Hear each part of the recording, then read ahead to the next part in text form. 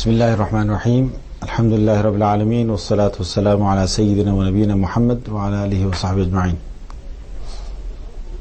أعوذ بالله من الشيطان الرجيم. بسم الله الرحمن الرحيم.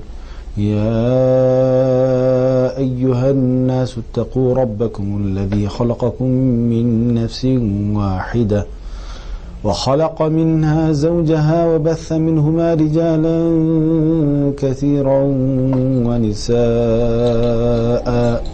واتقوا الله الذي تساءلون به والأرحام إن الله كان عليكم رقيبا. صدق الله العظيم. Firstly, brothers and sisters who are listening, Assalamu alaikum wa rahmatullahi wa barakatuh. Guys who are married, put your hands up. Put your hands up high. Are you shy? And guys who are not married, put your hands up. And guys who never put your hands up, put your hands up. So there seems to be about a third of you from the men's side that are married, about 2/3 that are not married.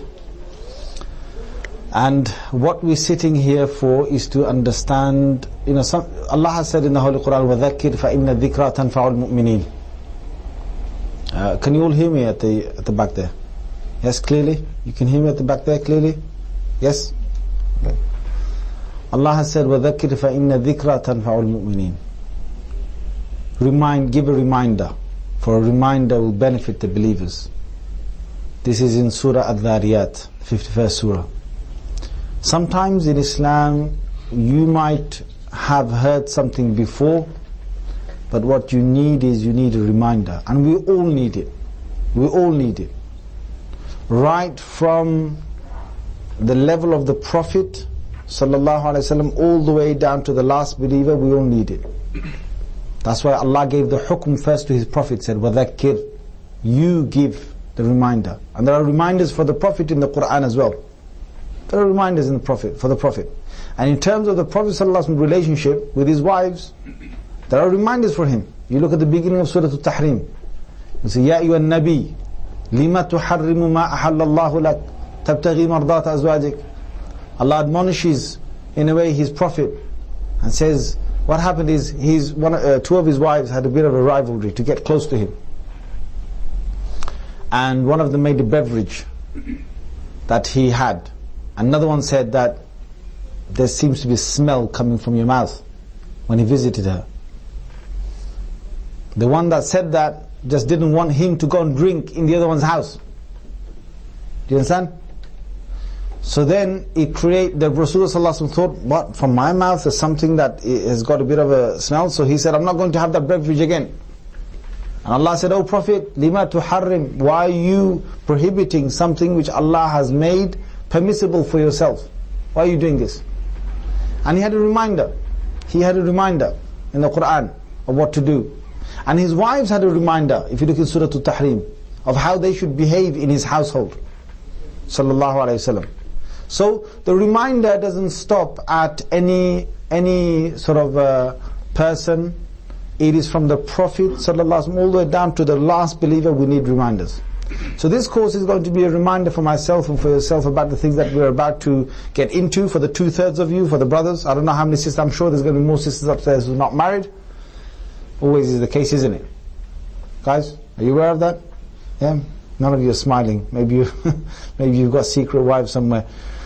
The thing is, the sisters upstairs, they're there, and they need to find their spouses. You downstairs, you need to find your spouse as well. But it's not just about finding one another, it's finding the right person. It's finding the right person. It's finding, like Allah has said, if you look in the Holy Quran, in Surah Furqan, verse number 74, Allah has said, Rabbana, say this, وَالَّذِينَ يَقُولُونَ, those people who say this, Rabbana, O our Lord, هَبْ لَنَا مِنْ أَزْوَاجٍ, give us spouses, وَذُرِّيَّاتِنَا, give us children, هَبْ لَنَا مِنْ أَزْوَاجِنَا وَذُرِّيَّاتِنَا قُرَّةَ أَعْيُنٍ, make our wives or make our husbands and make our children the coolness of our eyes. the coolness of our eyes. وَجَعَلْنَا لِلْمُتَّقِينَ إِمَامًا, and make us the leaders of all those people who have your consciousness. Don't just make us people of your consciousness, make us the leaders of those people who are conscious of you. Now subhanAllah, what we're saying here is, oh Allah, give me a wife that will cool my eyes. Give me a husband that will who will cool my eyes. Keep my eyes cool. Cool in what way? Cool in two ways. One is you look at them, you admire them. Yep. MashaAllah. Yeah? But that admiring that you've got on the outside of MashaAllah, look how beautiful my wife is, look how beautiful my husband is. That admiring that you've got, it's got a limitation. It's got a limitation. You see this white beard here? Yeah, when I got married, there wasn't a single white beard here, I guarantee you that. Otherwise my wife wouldn't have married me. I'm saying, she would have probably said, where's your passport? Let me see what your age is. If you think that that's the extent of marriage, then by Allah, I'm telling you, you've got it wrong. Because the coolness of the eyes goes beyond the face and the body. It goes into the inside. And it is more important to be cool and satisfied, your eyes, with what's on the inside than the outside. What's on the inside than the outside. And with the children as well, you think, children haven't come yet. You're getting married and you're saying, Rabbana hab lana min azwajina. Why are you saying that for? Because it depends on your spouse. Your spouse is going to be 50% perhaps of the genes inside your child. You're going to have 50%, she's going to have 50% of the genes or the effect of it. You'll see this. When your children get born, you'll see this. Some of your habits are going to be in your child. If you're stubborn, and you see your child stubborn, you're going to say, hey, that's me, man. That's me. If you know, it's not just about looks. Okay, your wife is beautiful, and you've got a beautiful child. That will also pass through. But what will pass through is your habits.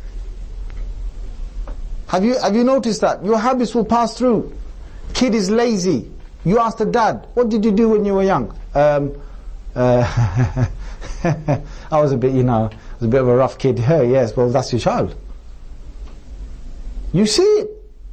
When I teach children, one of the first things I do is try and look at the parents. If the child is having difficulty in reading and he doesn't want to read, there's reasons. But you look at the father. You ask the father, what happened to you when you 30 years ago, 40 years ago, what happened to you? What was you doing? And they tell you a story. And you say, do you see any similarities between this one and that one? Between you and him? I'm not saying it all passes down, but there are things that will pass down. So the person you get married to, it's not just about the looks that will pass down to your children, it's about the inner habits that will pass down. And there's certain things in our genes, okay? Certain things in our genes that will pass down. Allah has created us all differently. You've got a woman who's very agile. That will pass down. That will go down. You've got a woman who's able to bear a lot of children. That will pass down. That's why Rasulullah ﷺ said what? Tazawwaju al-wadud al-walud. He said, get married to women who are loving, greatly caring. That's wadud. They've got that. And al-walud is what? Al-walud is they're able to give birth to a lot of children. فَإِنِّي أُكَاثِرْ بِكُمُ الْيَوْمِ الْأُمَمِ. Said, on the day of judgment I will be proud. On the day of judgment I will be proud at the sheer number of my ummah on that day. Now, brothers, why did Rasulullah ﷺ choose the qualities of these women that we should look for? Not just for women, it applies to men as well. You look at men. When a Sahabiya came to the Prophet ﷺ and she asked advice, she said, I want to get married to so and so. And it's a Sahih Hadith. What did Rasulullah ﷺ say? He said, as for this one, لا يرفع عصاه عن عاتقه أو كما قال عليه الصلاة والسلام. He said, this person, he does not put down his stick that he has from his shoulder. He doesn't put it down. What did the Prophet ﷺ mean by that? That this guy is a wife beater. This guy is a wife beater. He beats people up, and you get married to him, you're going to get beaten up. And as for the other one, he said, فَصَعْلُوك, he said, he's really tight. So you get married to him, you're not going to really have a happy life. Now this is Rasulullah sallallahu alaihi wasallam. You think about it. It is. What I want to mention here is that it is wajib.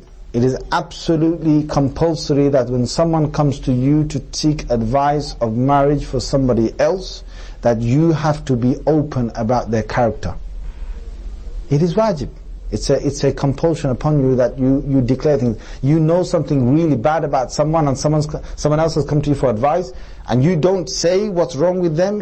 You are responsible in some way, because you had the opportunity to talk about the truth and you stayed silent. You can't do that.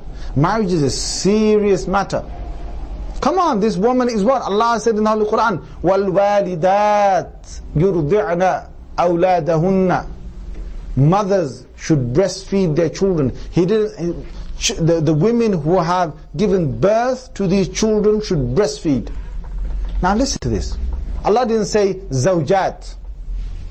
If Allah said wives should breastfeed, it's a different matter. Allah didn't say. He said women who've given birth to these children should breastfeed them, or women who are mothers, walidat. The quality of your wife will change. The quality of the husband will change. He'll become a walid. He'll become bearer of a child. You'll become a bearer of a child. He'll become a father. You'll become a mother. It's different.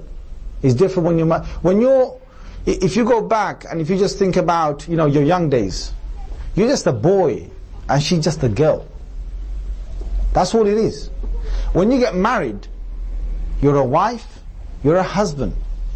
When you have children, you're a mother and you're a father. The three are totally different. Don't think they're the same. Because when you're just a boy and a girl, what do they want to do? They want to date one another, right? Date one another.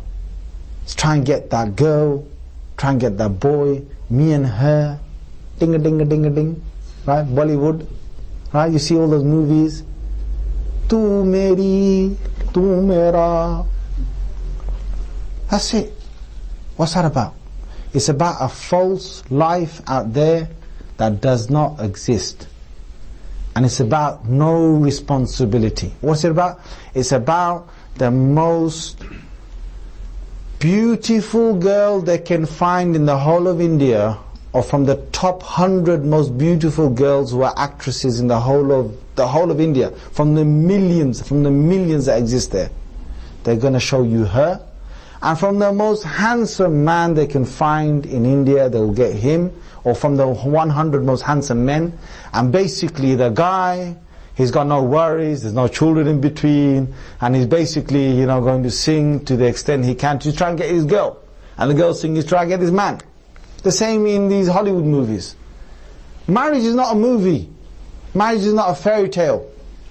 Marriage is about responsibility. And why is some guy can say in this day and age, and I'll be straight with you, some guy can say, so what if I don't take any responsibility, I'm going to use contraception, I'm going to stay away from having any there's going to be no children between us, so we don't have any children, we've got no responsibility, I'll live in my flat, she lives in her flat, we'll get together whenever, we'll have a little cinema, we'll have a little whatever, a cup of tea, Costa coffee, whatever, and we'll basically go around the merry-go-round whenever we want to, by night.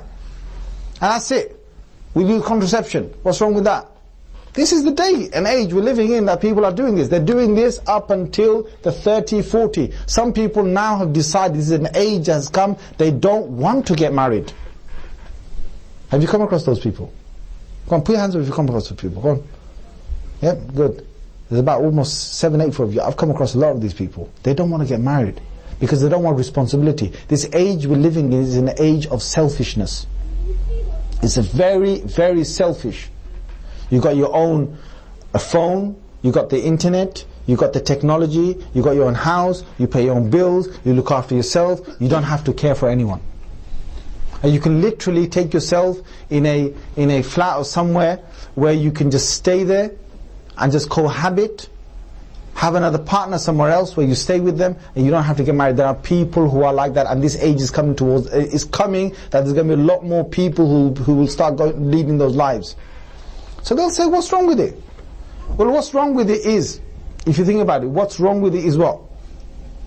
You've got a person who has seriously created what? He's created himself a life where he's taken no responsibility. He don't care for humans. That's one wrong thing. Allah has sent us here to look after others.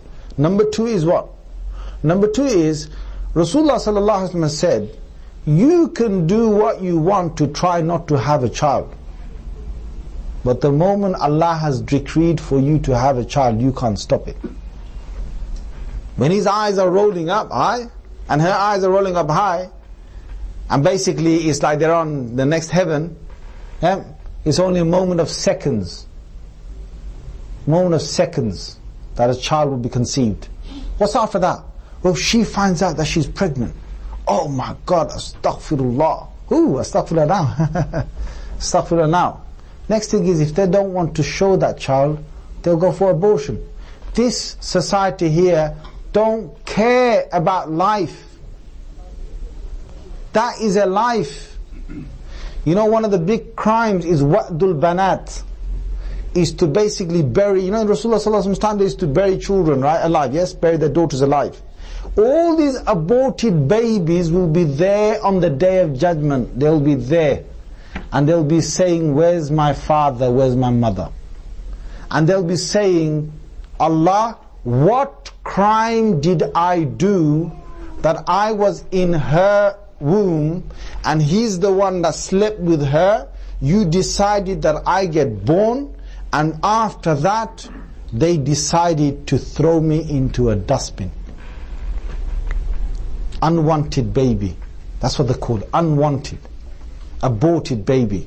What they should really say is, what they really should say is a murdered child. Because Allah used the word murder for it. You know, in this society you say unwanted baby, aborted baby.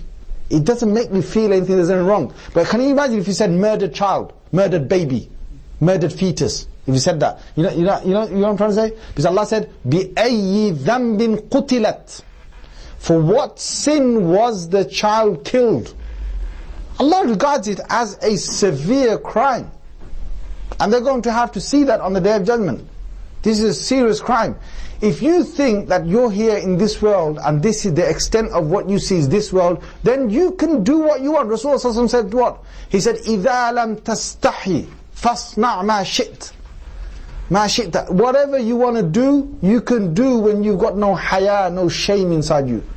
When you've lost shame, when you're not going to be embarrassed because people are going to question you. When you're going to be embarrassed, not going to be embarrassed because your parents are saying, what are you doing?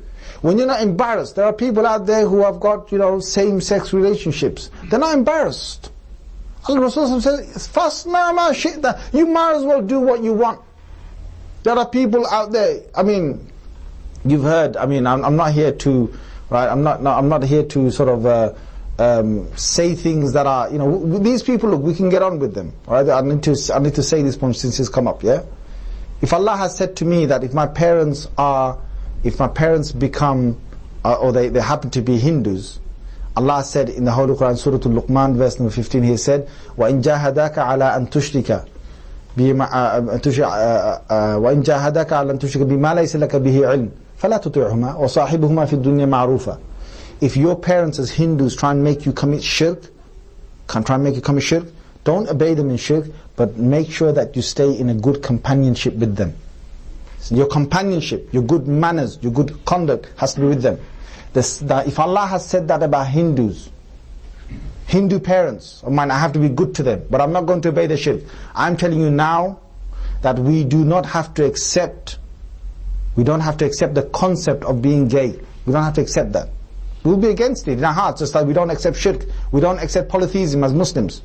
But we will have a good conduct towards them. Do you understand?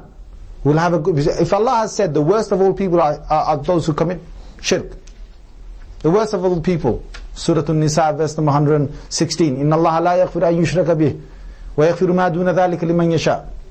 So if Allah has said that, then I can still have a good conduct towards those people who are of same-sex marriages. But I'm not going to accept the concept.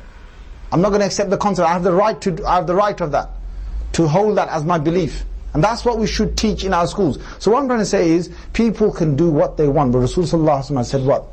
That if you've lost haya, you're not this embarrassment, oh my God, if he finds out what I'm doing, oh my God, the culture, not just the culture, but the society, or my religion, or my people, or just myself.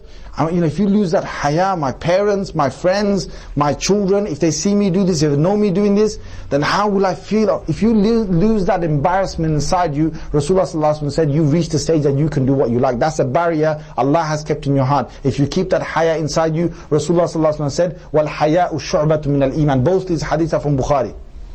وَالْحَيَاءُ شُعْبَةٌ مِنَ الْإِيمَانِ. Haya and having shame inside, that feeling of shame and embarrassment is part of a branch of Iman.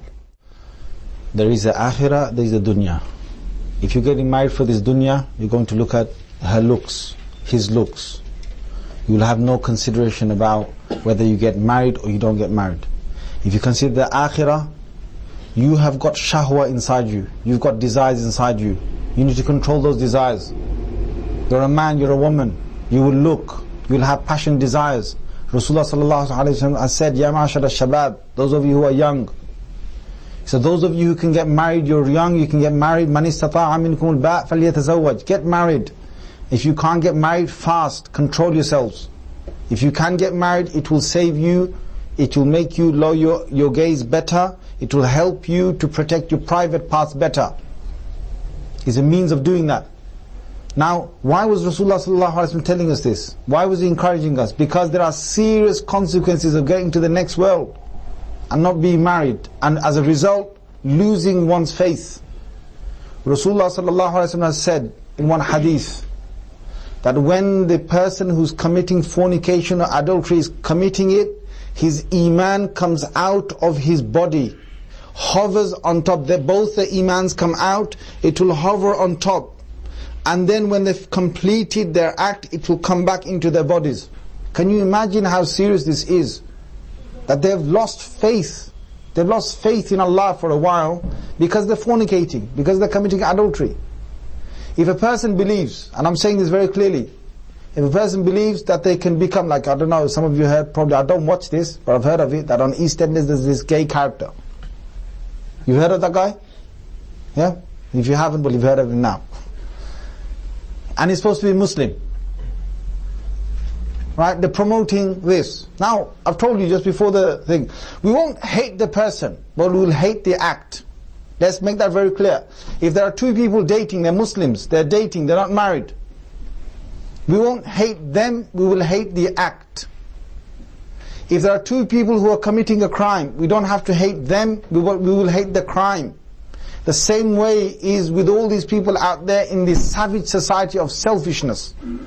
We hate selfishness. As Muslims, we are not selfish. Rasulullah sallallahu alaihi wasallam has promoted between ourselves cooperation. Ta'awanu ala al-birri wa taqwa. The 3rd verse of Surah Ma'idah. Get together, help each other. Or the 2nd verse rather of Surah Ma'idah. Help each other. Get together. On what? Promote what?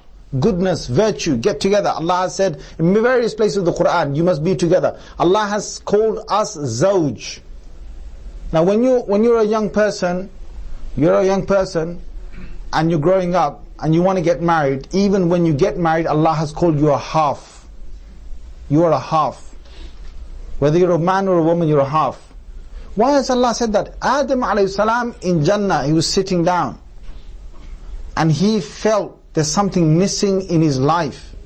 He wasn't fully happy with all of Jannah. And from his rib was created Hawa. This is in the Sahih Hadith. And then he found his sukoon. Allah has said in the Holy Quran, in Surah number 30, Surah Ankabut, verse number 21, He said, لِتَسْكُنُوا إِلَيْهَا. so that you may find tranquility, calmness by staying with her. And the same applies to the woman, so that the woman may find tranquility with the man. Allah has said in the Holy Quran, وَالْمُحْصَنَاتُ مِنَ النِّسَاءِ. He has said those women who have entered the fortress. What does that mean? That the women who get married, women who will show their dignity and their pride and their honor in what? In securing themselves with yourself as a husband inside one fortress. And you will do the same thing. You are muhsineen. Allah has called you muhsineen. In Surah Nisa, Allah has called you muhsineen as men. Allah has called them muhsanat. That you have taken yourself in a fortress, she's taken herself in a fortress. You are together, bound together. And this nikah is a promise. It's a contract. It's a contract in front of Allah. Though you're not signing anything, you don't have to sign anything, but your word, the Muslim's tongue, is going to be held responsible on the Day of Judgment. Rasulullah sallallahu alaihi wasallam said, he said to Sayyidina Jabir radiallahu anhu, who said, Messenger of Allah, you said so many words. Once he said so many words, give me something really easy for me to hold all of this. He said, shall I tell you something? He said, Rasulullah sallallahu alaihi wasallam said, you've asked me something great, but it's very easy for whoever Allah wants to make it easy for. Rasulullah sallallahu alaihi wasallam took his own tongue. And do this with me. Come. It's your own tongue, man. Come on, touch your tongue, geezer. Yeah. And now let go. You know why he made you do that? Because he made Sayyidina Jabir do that. And Sayyidina Jabir and others, when they would narrate it, they would make them do that, because it's a tradition. You'll remember this, part of this. You'll forget other things I said, but you remember that I made you touch your tongue and it's that bitterness on your finger. He said, hold on to this. Hold on to it. It's Messenger of Allah. If I just hold on to my tongue, I'm able to do so many things that you just said. He said, Thakilatka, it was not Jabir, it was Sayyidina Muaz. He said, Thakilatka ummuka ya Muaz. He said, oh Muaz, may your mother be bereaved of you. وَهَلْ يَكُبُ النَّاسِ. Is there any other reason why people enter into hellfire except that they never took control of their tongues? That on the Day of Judgment, because of their tongues, they will be going headlong into the fire, or he said nose first into the fire. Now when you're getting married, you're saying nakahtuha, qabiltuha. She said nakahtuhu, qabiltuhu. I have got married to him, I've got married to her. You're saying this. This is the tongue. Allah says, wattaqullah. Now Rasulullah sallallahu alaihi wasallam, when he would make a nikah, perform nikah, he used to read 3 verses. He used to recite 3 verses. The 3 verses, number 1 is the first ayah of Surah An-Nisa. And in there Allah says twice, ittaqu, be conscious, be aware of me. Wattaqullah, wattaqun nas. He says, ittaqu ya ayyuhan nas ittaqu rabbakum, or he says wattaqullah. Why is Allah saying be aware of me, be aware of me? Because Allah says you're only getting married through my permission. My permission. I gave you this right to get married. If I never gave you the chance to get married, you'd be sitting home. Have you come across brothers and sisters sitting home, proposal after proposal after proposal? Have you come across that?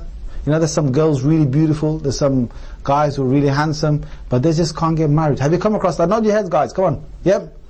Why? It's not the qadr of Allah. It's not the qadr of Allah. And it doesn't matter how you think you look, because your girl is written for you. I tell people this. I say, you know, when a fisherman goes early in the morning and he takes his rod and he throws it into the lake, and he's sitting there nice and quietly waiting for that fish to take the bait. It's not him, it's not the fisherman that caught the fish. It's not the fisherman that caught the fish, but it's the fish that came and took the bait. Yes or no? Allah guides that fish to that bait. Allah makes that fish take that bait. Allah makes that fisherman be the owner of that fish and take it home. The same way you can be who you want. You can be the most sorted guy. I've known guys here. You know, you look at them, man. You know, you can, guy's got some class, man. You know the guy, the way the guy's gonna walk. You know, he trimmed beard. He's got the looks, got the brand names. You think, man, that guy's not going to have no problems getting married. But those guys end up getting 29 and 30, 31, 32 sometimes. They first start off, nice girls come to say, And sometimes it happens with girls. I know some girls who in their 20s had a very good chances of getting married. And they just, for one reason or for another. You know why? Because the list of getting married, the list of what they want, is a massive list. They want the guy to be educated, yeah? And sometimes, you know, the list is not just their list, it's their list, and it's plus is the parents' list, and plus a bit of granddad's list, yeah? It's all combined together. You know what I'm saying? Like, so the granddad says, the putter has to know a bit of Quran, right? So then the mother will say, you know, he better have some, you know, he better have a good job, yeah. The dad's going to say, yeah, he better have a good character, or he might have to have this, and then the family will throw things in. He has to be from Gujranwala, he has to be from Sylhet, right? They throw this inside. So that's already on the list before before even she's got to the list. So what's her list now? Her list is, he's got to be good looking, handsome, he's got to do things for me, he's better start, you know, if I tell him to, you know, he better allow me to go and chill out and this and that, and he better be my type of character, you know, me and him get on, like, you know what I'm saying, like, yeah? So they've got all this list, yeah? The guy comes and obviously he falls short of one of them. He's going to fall short. Maybe he's a Sylheti. Maybe he's a Punjabi. He comes and then he didn't have the right, you know, you had the BA, but, you know, what's he got a BA in, you know, he's not an architect, he's not a doctor, he's not even an accountant, you know, he's got a BA in some genealogy or something like that, and nah, we don't like that, right? Someone's going to say that, right? Her list is going to be, well, you know, my mum's not happy, my dad's not happy, my granddad's not happy, okay, out. What happens eventually is they start getting desperate. After 4 and 5 years of this, when they were on the high, you know, the high horse, yeah? After 4 or 5 years, they start getting desperate. And when they get desperate, you know what happens in the end? Her list goes down to this. Has he got 2 eyes? Yes, tick. Has he got 2 legs? Yes. That's it, he's good enough to get married. 2 eyes, 2 legs, that's fine. I don't need anything else. I'm telling you, the mother will agree, the father will agree, the granddad will say, doesn't matter, whatever, get her married, he's in India, Pakistan, whatever, Bangladesh, get her married. They don't care, because then it's too late. But sometimes, then what happens is what? Prospects will come, proposals will come, and then it's like, the first question is, how old is she? How old is he? Well, she's 32. 32, she's good looking, 32, she's not married.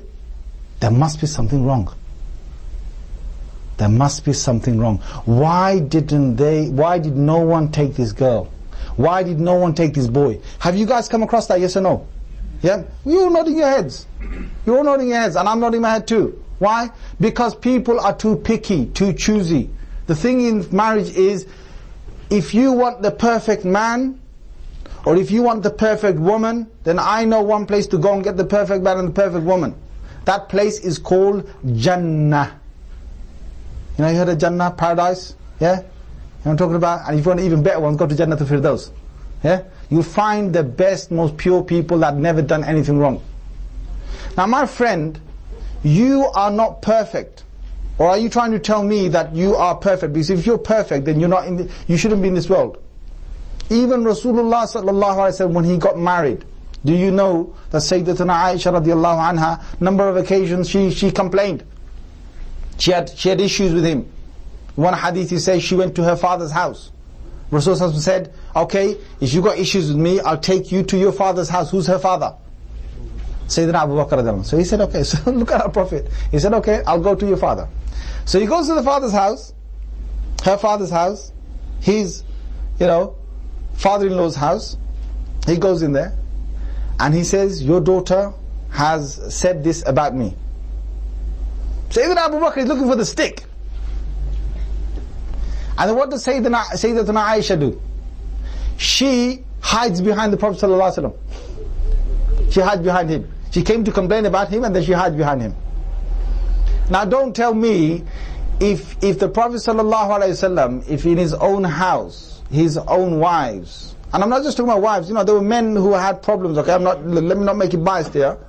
There are men who, a woman came to the Prophet ﷺ and she complained, and many women came, not women, many came to complain about their husbands. And the thing is, complaints will be there until the Day of Judgment. It's not about them complaining, it's about how you deal with the complaints. It's about how you deal with the complaints. And the first fact is, I'm not perfect. So when Allah has given me an opportunity for a person, I'm not going to look too deep. I'm not going to have a long list. If I do, I'm shooting myself in the foot. Because no one's perfect. Don't look too deep. The deeper and deeper and deeper and deeper you look, you're going to basically find something that you're not going to like, and then you're going to pull out. And maybe perhaps if you lived with that person, you could have lived a whole life with harmony. But don't also do the other thing. You know what most of our cultures do? Is that they do a 10-minute sitting. 10-minute sitting. So basically, they'll basically buy the sari, or they'll buy some good nice shalwar kameez, and they'll go all the way with £100 worth of ambala. How many people in the house? 4. How many days will it take them to eat this? 400. They'll probably die of diabetes by the time they finish it. Why are you buying it? Oh, izzot. my dignity, my pride. So anyway, put that aside. They've started off on the wrong foot.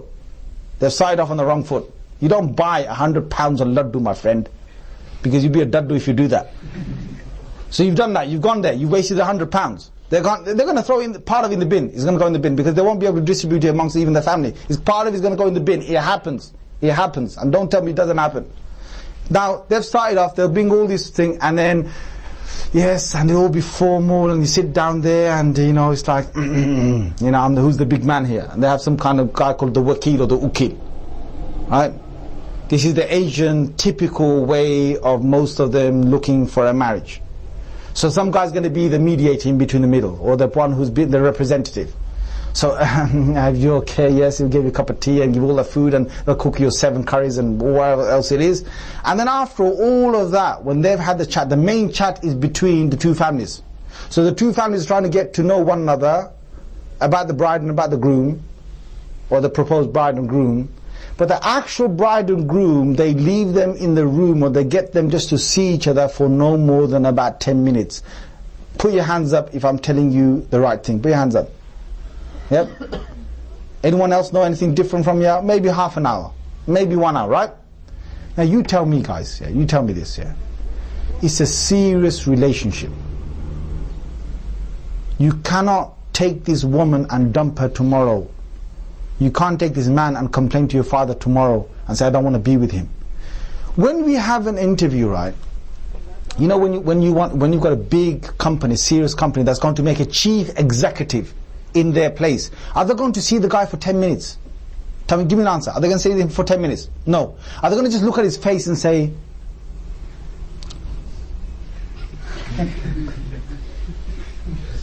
Assalamu alaikum.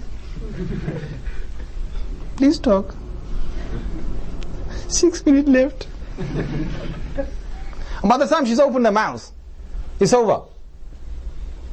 And he's going to judge her by what? Her face. Just her face. And she's going to judge him by his face. Absolutely awful. I don't care how many people have accepted this and done this, it's wrong. Okay, fine, certain cultures, they might do it, and I'm not going to look. I'm not going to sit here and start giving you fatwas about other cultures there. But here in England, the amount of marriages that are in problems because the first thing that went wrong is the way they met each other. They never got a chance to know each other. There's nothing wrong in getting to know your wife through a mahram. So basically, for you to go to that house, for you to sit down, for you to then get to actually talk to her properly, she talks to you properly, with the presence of a blood-related person to her who will stop loose talk. Okay, so it's got to be an elder brother of hers, it's got to be, or someone who's a brother that will stop loose talk, or a father, or someone who will stop the loose talk. So he will be too embarrassed to say something wrong in front of her. Right? If that happens, then he can have as many sessions as he wants, and she can have as many sessions. And there needs to be certain things that they need to start asking. They must do this. Come on, ask about ambitions, ask about what you want to do in life, ask about, how you want to live together, ask about what character it is that you got to know about. Because if you don't find about these things, what do you want to do? Wake up tomorrow and start to find out that there's a beast inside this beautiful woman? That she basically is sleeping through the whole of Fajr, and you're basically trying to wake her up, but you're still there till Dhuhr? And you wanted your paratha in the morning, and you basically got some baked beans in the afternoon? Right? I mean, come on. Let's face it. If you really want your paratha, if you really fussed about your breakfast, some men are fussed about their food. Some women are fussed about their luxuries. Let's put it straight. If you're fussed about something, bring it up in the first instance.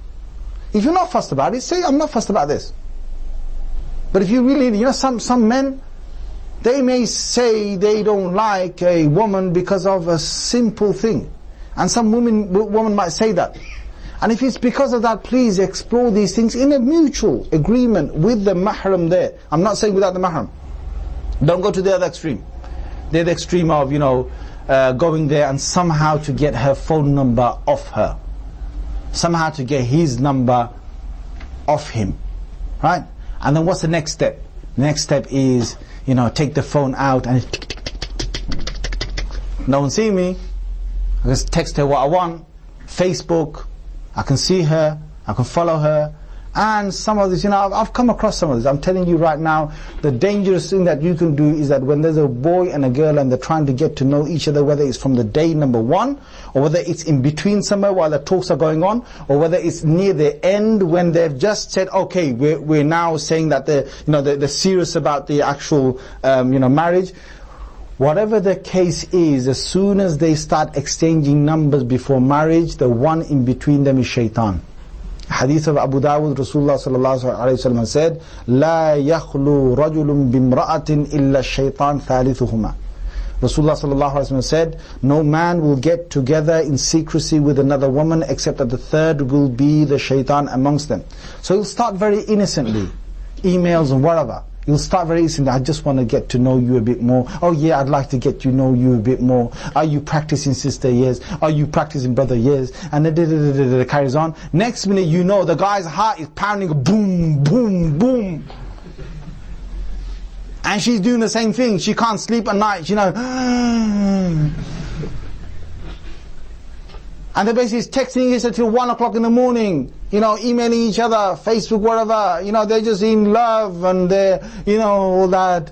Tu meri, tu. And what's between them? The shaitan. The shaitan is between them. Can you imagine what happens if they actually don't get married to each other right now? Something happens. What can go wrong? It's so silly, this society that we live in is so silly, yeah? She wants to get married to him and he wants to get married to her. And what happens in between? The shaitan comes in so different. He can come in so many ways. He don't have to come to you direct. He might go to your dad and another one might go to her dad. And you know how they break up the marriage? They finally sit down. They're going to get married. They're going to think about, okay, the whole posse is there. It's like two mafia crowds are there, right? The whole room's all, tensed up. Right? You can just see the bosses of the mafia group are there, right? My daughter. He says, my son. He says, my daughter wants 50,000 pound cabin and mahar. And he says, he says, 5,000 pound. My daughter so cheap. My daughter cheap. And the guy basically starts off a fight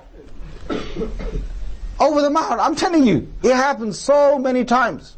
Over the mahar. Now you Jesus, man, you put your daughter and your son, poor guys, they want to get married. They don't care. In most cases, in this country, when there's a practicing girl and a practicing boy, yeah, they're happy with £100 mahar.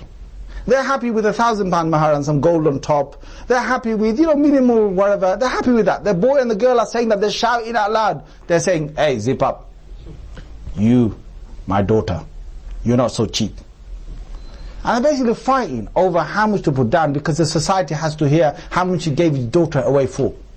He could start off with gifts, sometimes start with gifts. So they sit at the table, it's like, okay, 2,000, and half a house, and plus a Honda, and this, and Panasonic, and this, and that, and a new kitchen, and blah blah blah.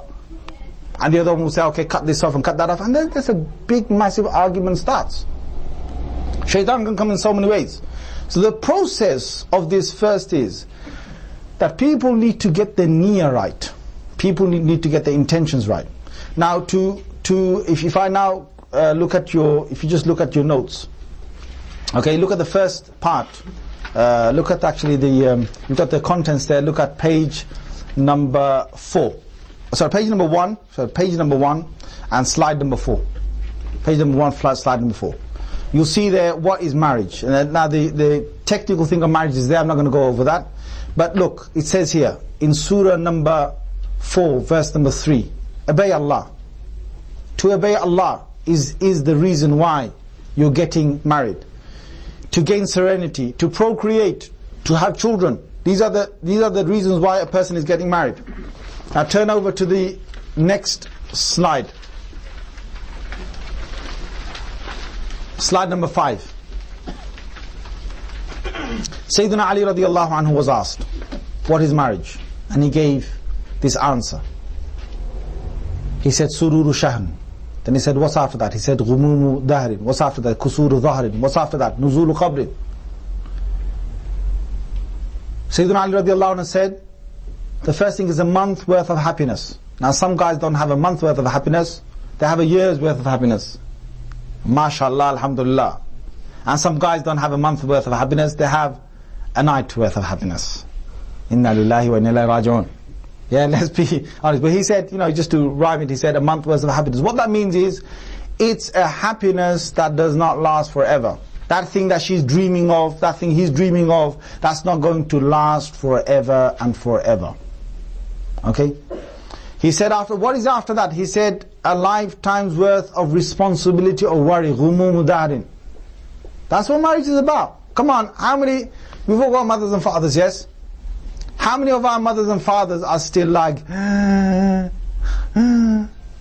so happy with you, I'm so happy with you? How many of our mothers and fathers, uncles and aunts, all are doing that? When responsibility comes over you, you ain't got no time to think about the beginning stage of marriage. What shaitan makes most people think of is the first stage of marriage, and he makes them imagine that that's going to last for their entire life. And the biggest mistake for most people is to fall in that trap of the shaitan. Marriage, the happiness and the blissful of marriage, of being with her and her being with him, is only for a little moment. Few nights, at the most a year, at the very, very, very most 2 years, or 3 years. How many are you going to put onto that? But after that, it's now down to reality and its responsibility. Sayyidina Ali said, after that, what's after that? Kusuru dhahrin. He said, your back will start to get bent. Meaning that old age will come. And then he said, nuzulu qabrin, the last thing, you will have to go to the grave. Now why did Sayyidina Ali say that? He directed the whole thing of marriage towards the akhirah. Towards the akhirah. If a person thinks about it, if you have a good woman who's righteous, who's pious, what did Rasulullah ﷺ say in a hadith of Muslim? He said, "Ad-dunya kulluha mata'." The whole world is a place of ownership and assets and things that belong to you. And the best belonging, the greatest belonging that a man can have is al-mar'atu salihah, a pious, righteous woman. If you've got a righteous woman, let me tell you the story of a righteous woman, yeah? And alhamdulillah, mashallah, some of us have ended up with mothers who are righteous, some of us who have ended up with wives who are righteous. If you've got a righteous wife, alhamdulillah, there's nothing more peaceful than having a righteous wife. Because she will look after you when you're inside the house. She will look after your affairs inside the house. She will look after your affairs when you're outside the house. She will protect your own dignity behind your back. حَافِظَاتٌ لِلْغَيْبِ بِمَا حَفِظَ اللَّهِ. Allah said in surah number 4, verse number 34, that these are فَالصَّالِحَاتِ قَانِتَاتِ حَافِظَاتٌ لِلْغَيْبِ بِمَا حَفِظَ اللَّهِ. They are people who are, they are women who are forbearing, women who are steadfast, women who will protect the right and ownership and honor of their husbands behind their backs. This is the greatest thing you can have. To know that I'm outside the house, and that my wife will still be looking after my honor behind my back. No man is going to enter my house. No man is going to enter my house without my permission. No person will sit in my house gossiping with my wife, backbiting me in my own house about me while I'm outside the house. This is the greatest serenity, the calmness you can have. And the woman, if she ends up with a salih husband, she will know she doesn't have to worry about her husband going out and looking for other women or dating or being with other women behind their back. Now, this thing about polygamy, might as well discuss it, it's come up. Now, you know these notes, I make notes, but you know what, if I go through all these notes one by one, as it's all written, the way I thought of it when I sat down, it's not gonna happen. The reason why, because I like to have eye contact with you. The moment we start looking at notes, I'll look at it inshallah, we'll check what we've missed out on, we'll try and get it all finished. But the moment we lose eye contact, we lose a large part of this whole course, the engagement that we're supposed to have with one another. Now, about polygamy,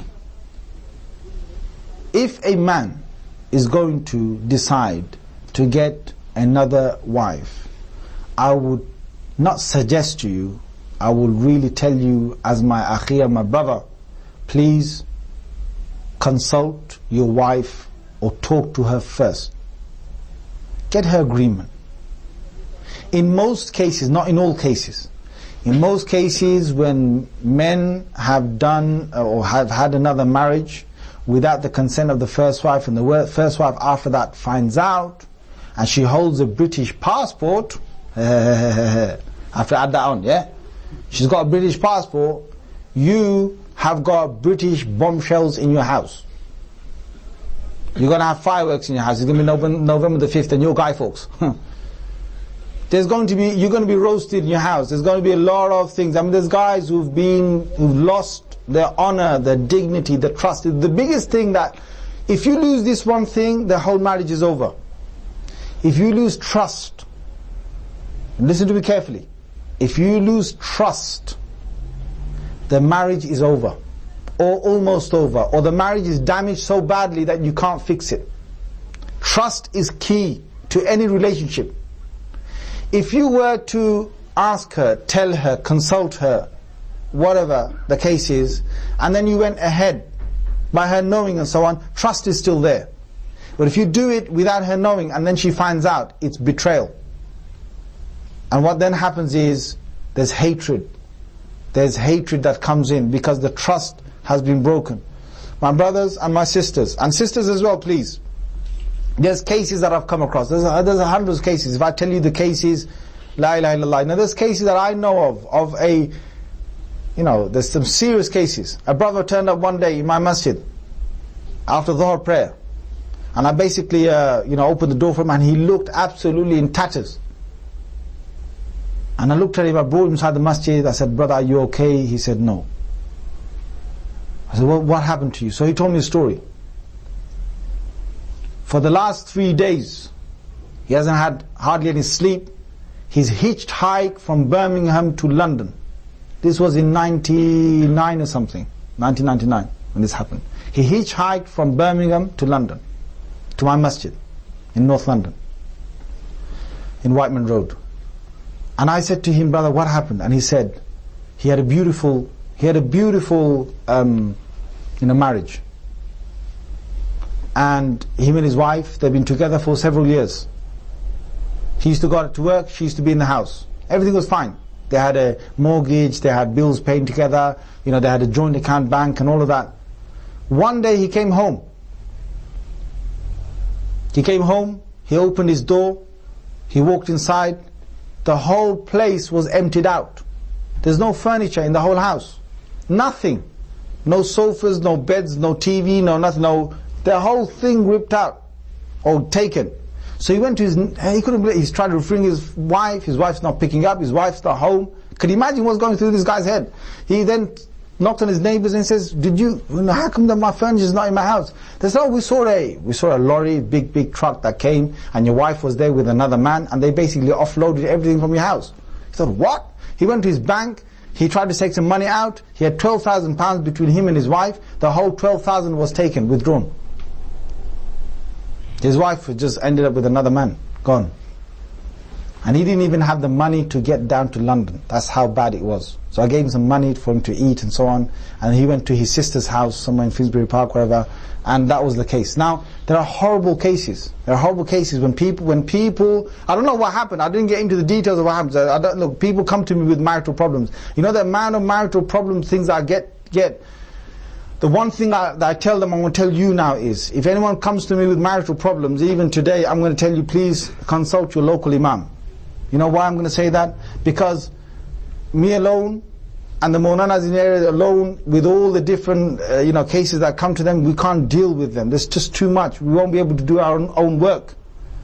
And some of the cases, you know what it is? You go deep inside and you either find out that it was an arranged marriage, or you find out that they never got to know each other before marriage, or you find out that they did get to know each other somehow, but most of the cases I know, they got to know each other before marriage. Most of those marriages are fine.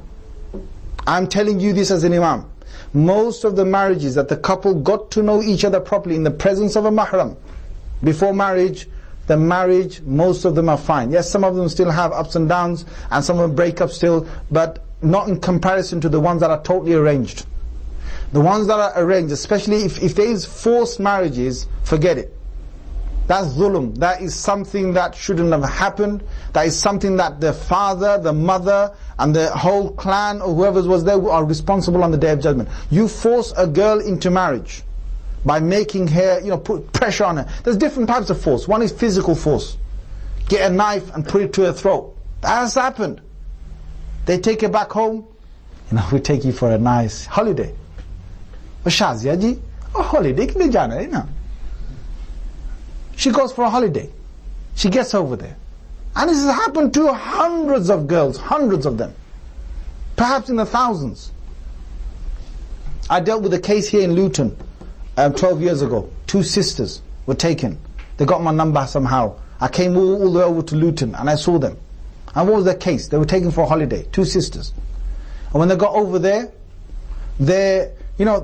next thing they found, their passports are gone.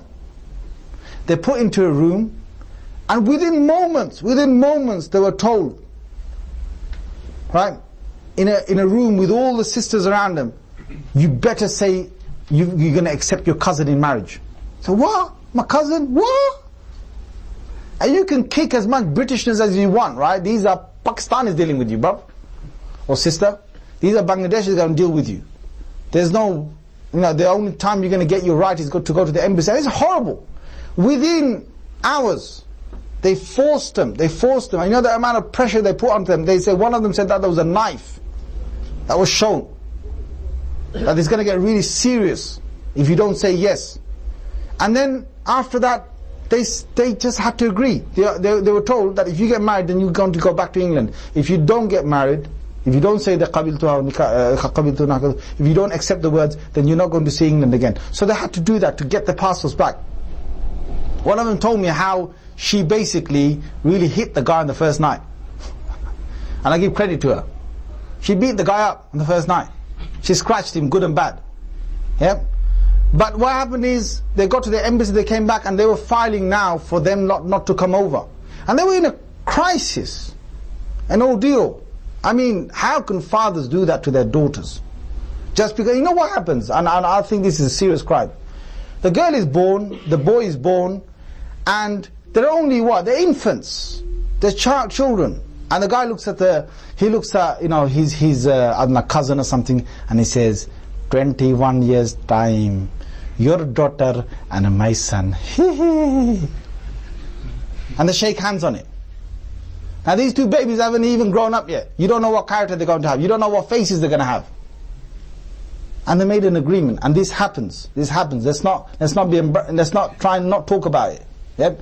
And I want people to put an end to this. Because it's a crime where people will end up on the Day of Judgment with serious questions by Allah subhanahu wa ta'ala with what they did. What is that girl going to do with that husband that she never wanted to get married to? Okay, she has a kid. She hates the kid. Kids grow up. She hates the husband. Arguments every single day. I know this because I've gone into these houses. I've sat there for hours. And what the problem was, either a forced marriage and arranged marriage. I'm not saying all arranged marriages are bad. No, please don't get me wrong. Some arranged marriages, they work out. I know some arranged marriages with a 10-minute sitting. 10-minute sitting they had, they looked at each other, they said, okay, fine, yeah, we'll accept each other. They got married. And some of them have worked out, and they do work out. And please don't get me wrong. But for the British culture, for the British, because we're different. Guys, we're different. We're a different breed. We're a people with independence, with an independent mind. We have a certain type of mind. If you're thinking of going back home and you get married, and if you seriously want a wife to come home and to do your things that your mother did it, yeah, just cooking, cleaning, whatever, and a bit of running around, and you're ready to take up the responsibility of every time she needs a doctor, you're going to basically be there to be her interpreter. She's never going to learn English. Or she'll learn some of it. You know, now they've changed the law a bit. She has to learn some of it. But I know women who've come here for 20 years, they haven't even learned a single word of English, and they're proud of it. Bengali, Punjabi, they're proud of it, right? I know that. And can you imagine, you know, somebody said this to me once, right? And it's true.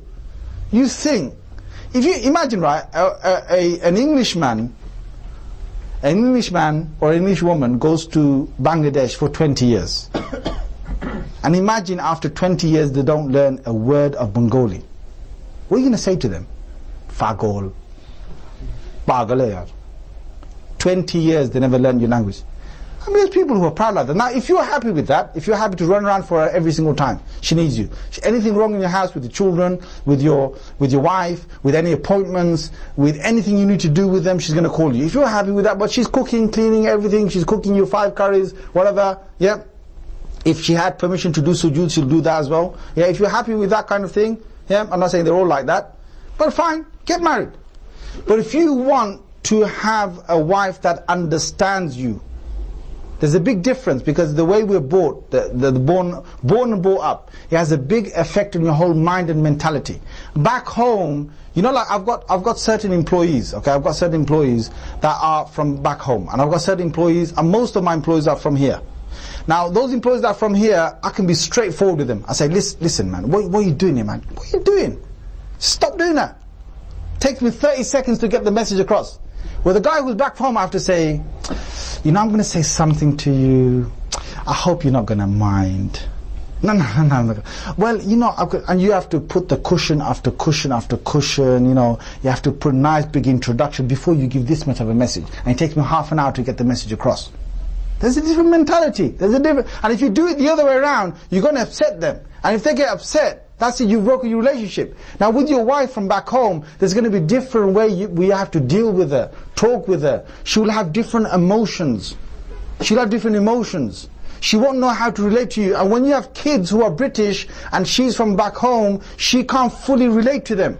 She's never gone through the British system. She's never known how is it to grow up in a school where you see women with women and men around you, and your boys and girls sitting next to each other. Most of us have been through this. She doesn't know what it is to get into a school where you have feelings for another person, but you must still, because your ustads in the maktab or the madrasa are telling you to try and control your gaze. She doesn't know that. She doesn't know about technology. She doesn't know any of this stuff. So how are you supposed to then, live a life of understanding? And the reverse as well. There's certain British girls that have gone and got married to Bangladeshi men or Pakistani men. They've come over here, and some of them are good for nothing. They're vegetables in the house. They're vegetables in the house. They don't do much. They go out there and they find their own little friends, and that's all their life is. Now she can't relate to them. She has to run around and do everything. It's really difficult. And I'm dealing with these cases, but what I'm saying to you, please get it right. Find out what you're getting into. Now the best way to get it right is talk to people who have already got married, and they'll tell you their experiences. If you're thinking of getting married to someone from back home, then please talk to the people who have already done it, and for the British people like yourself who've done it, and ask them the issues, what have they faced. If you're happy with it, go ahead. If not, please don't make the move. Now the pressure comes from different angles. Like I said, you will have pressure from your parents, pressure from your culture. Now parents do have a lot of experience which you don't have. And that's one thing you will never ever have until you've gone through a 20 years of marriage, 30 years of marriage like them. Never ever challenge your parents on this. Never say to your parents, well, What will you understand? Because they've got a lot of experience. That experience you can't buy. You can't read in books. You can read as many books as you want. You can listen to as many lectures as you want. But experience you cannot get until you go through it. And your parents have gone through it. So if they're telling you things that she's not a good girl, why not, mom? If she says to you because she has got a loose hijab, or she, for example, there's a lot of cases now, the cases are going more up and up, like she might be a Christian, right? There are these cases, right? The guy's seeing a girl, and from university, whatever, and basically he's got love in his eyes, and inshallah I want to make her a Muslimah. And inshallah she'll become Muslim, but she doesn't want to become Muslimah. She's a Christian. But in Islam, according to Surah Ma'idah, verse number 5, Allah said, مِنَ الَّذِينَ أُوتُوا الْكِتَابِ, Allah has given permission. وَالْمُحْصَنَاتِ مِنَ الَّذِينَ أُوتُوا الْكِتَابِ. Those women who are, but he said very clearly, listen to these words, muhsanat, those women who are chastised, who are those people, those women who have got some dignity and honor. They're not any loose women. Allah said muhsanat. So they're already women of dignity, women of chastity, women of that caliber. Those women from the people of the book. So what does that mean? That they actually have got some link to the people of the book. They are good Christians, good Jewish women. If you want to, you can get married to them. Now, when we've said this is only for the men to get married to women, not the other way around. Women can't do this with Christian men. Muslim women can't do this with Christian men or Jewish men. But even if you're thinking of getting married to a Christian woman or a Jewish woman, Sayyiduna Umar ibn Khattab radiallahu anhu used to advise against it because of what he saw. And you can see it yourself. As an imam, I've seen it over many years. I've had cases. I've had loads of cases. Even recently, one guy came to him in the mosque, just the other day, 3 weeks ago. He came, he said, Imam, he said, what? I said, I can't, I said, tell me, what is it? He said, my wife doesn't want me anymore. I said, why is your wife? He said, well, she's Christian. That's why I married her. I said, fine. So you had a nikah? Yes. Any children? He said, yes, one daughter. So I said, what's the problem? She just doesn't want me. She wants me to get out of the flat. She wants me to leave her. Now the simple question I asked him, within 2 minutes I came to the conclusion of why. I said, tell me, when you got married to her, what is it that you used to do? How was you with her? Did you used to go out with her? Did you used to have fun with her? He said, yes, we used to go out to the cinemas. We used to go out, go to certain restaurants. I used to take her out and so on. I said, do you do that now? He said, no. I said, well, you got your answer. She wants to change her husband. Her husband is not doing what she married him. She married a husband that would take her out to cinemas. She married a husband that would take her out for dinners. That's the pretense. That's the actual grounds you got married to her for. So she wants that. Now you're giving it to her. She wants to find a husband that will take her to the cinemas. Now if you found a non-practicing girl or a non-practicing boy, for the girls I'm saying this, not to you guys. When I say boy, yeah, I'm not talking to you guys, yeah, please, yeah, alright? For her, if she finds that, for you, if you find her, you've got to understand this potential thing that inshallah she's going to become practicing. Inshallah she's going to start wearing hijab. Inshallah she will become Muslim. Or inshallah she's going to become better than what she is. That does not work. I'm telling you, that does not work. The taqwa level, or the level of consciousness you have at the beginning of your marriage, that's what you've accepted each other on. So if you then go up in your taqwa, if you become more practicing and she stays where she is, she can turn around to you for the rest of life, and he can turn around to you for the rest of your life, sister, if they turn around to you and say, well, you accepted me like this. You get married to a sister without hijab, and you've accepted her without hijab. And she might have even said, okay, later on I'll do it one day. One day means any day. It could mean the day before she dies. Right?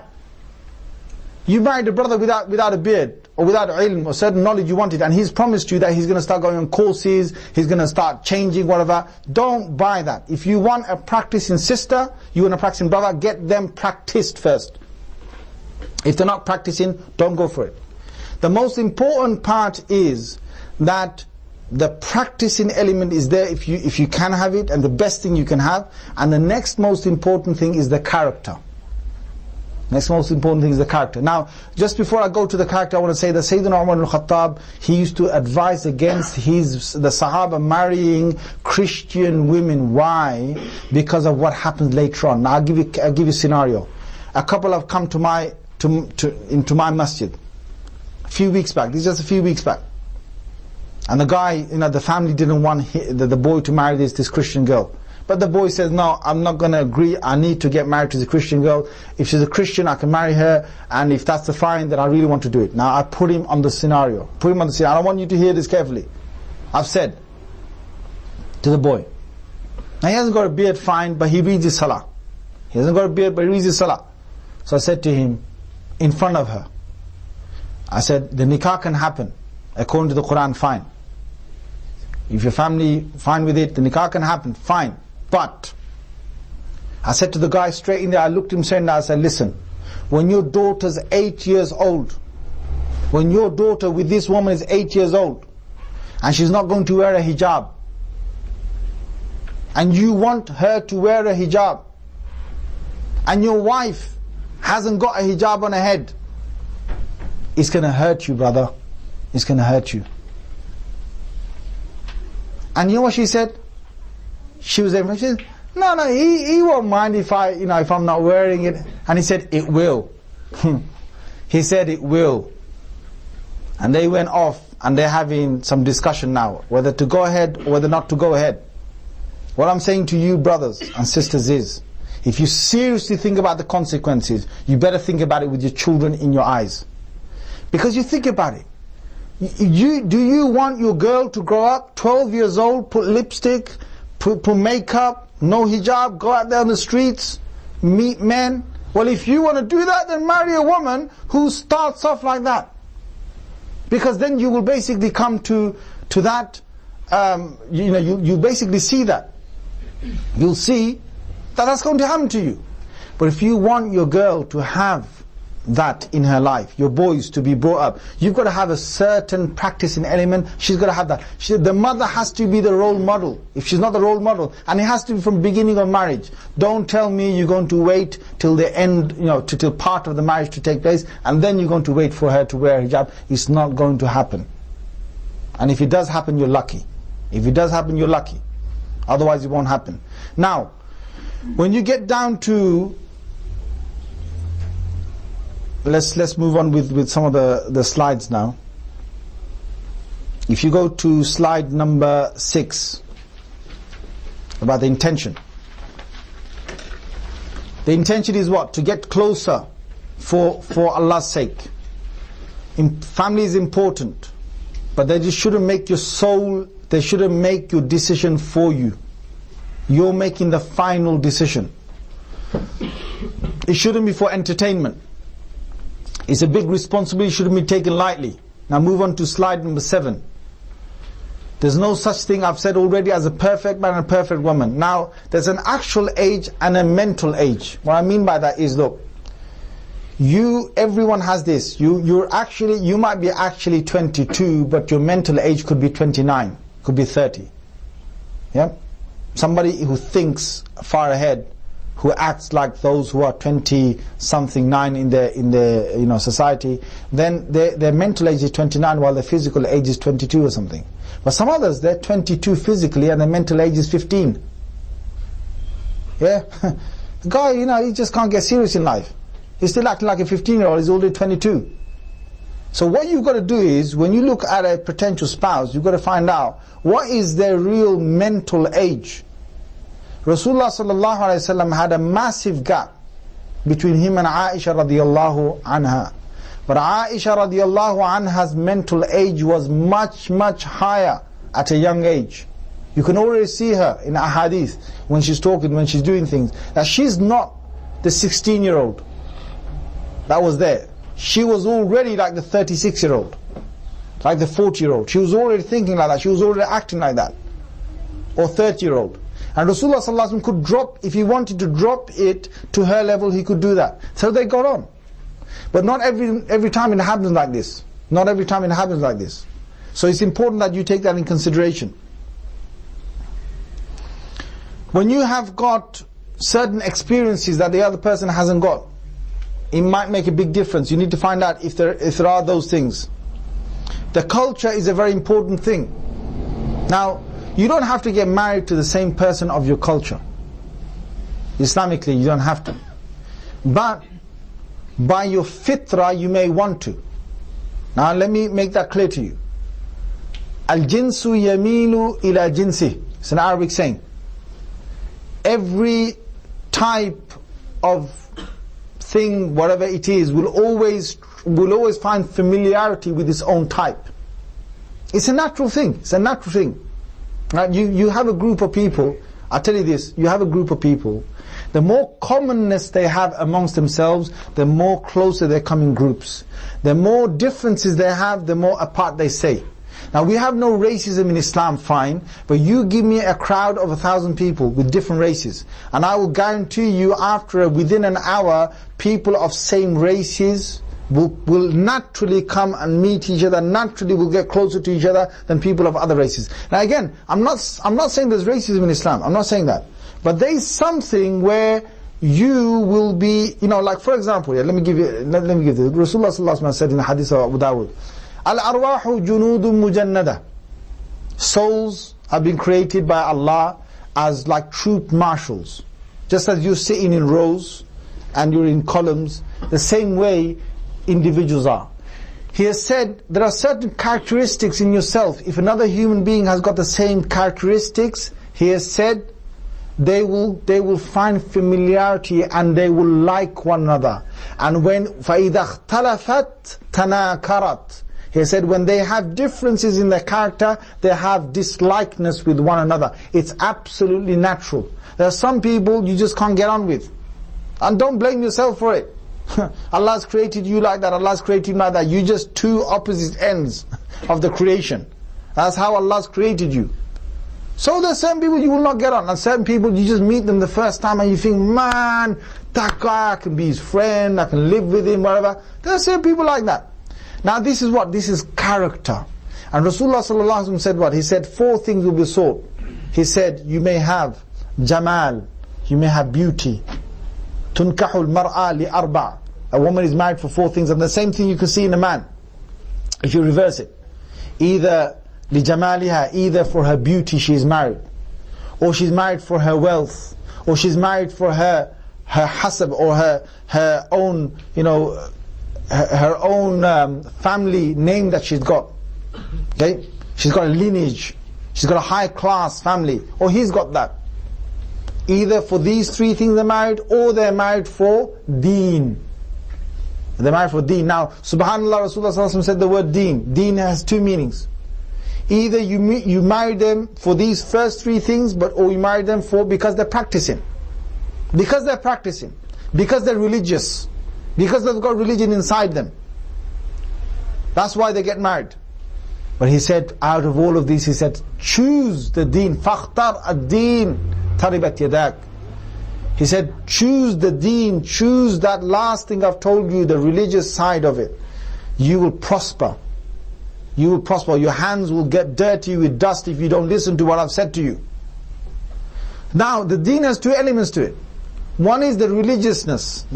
In Arabic, deen means that, the religiousness. The other side of deen is character. Rasulullah sallallahu alaihi wasallam has said in the hadith of Abu Dawud, Al-mar'u ala deen khalilih, فَلْيَنْظُرْ أَحَدُكُمْ إِلَى مَنْ يُخَالِلْهُ. He said, a man is according to the character of his brother. So you should look at whoever you're befriending, who his friends already are. Because his friends who already are, he will have the similar character to them. So the same thing about when you get married. When Rasulullah sallallahu alaihi wasallam said, فَاخْتَرْ الدِّينِ, he meant 2 things here. One is religiousness, and the other one is their character, and it's very important to get that right.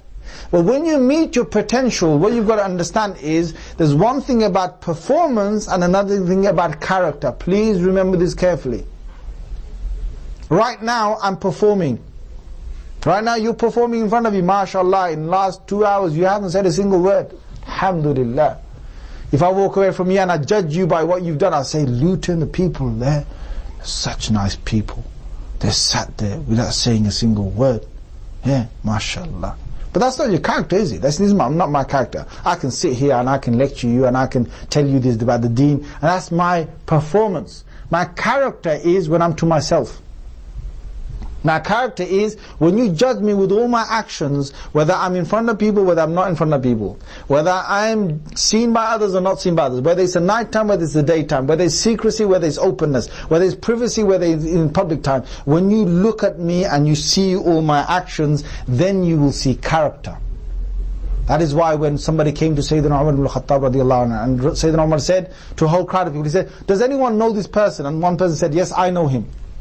And Sayyidina Umar ibn al-Khattab said, okay, have you traded with him? He said, no. Have you had dealings with him in transactions? He said, no.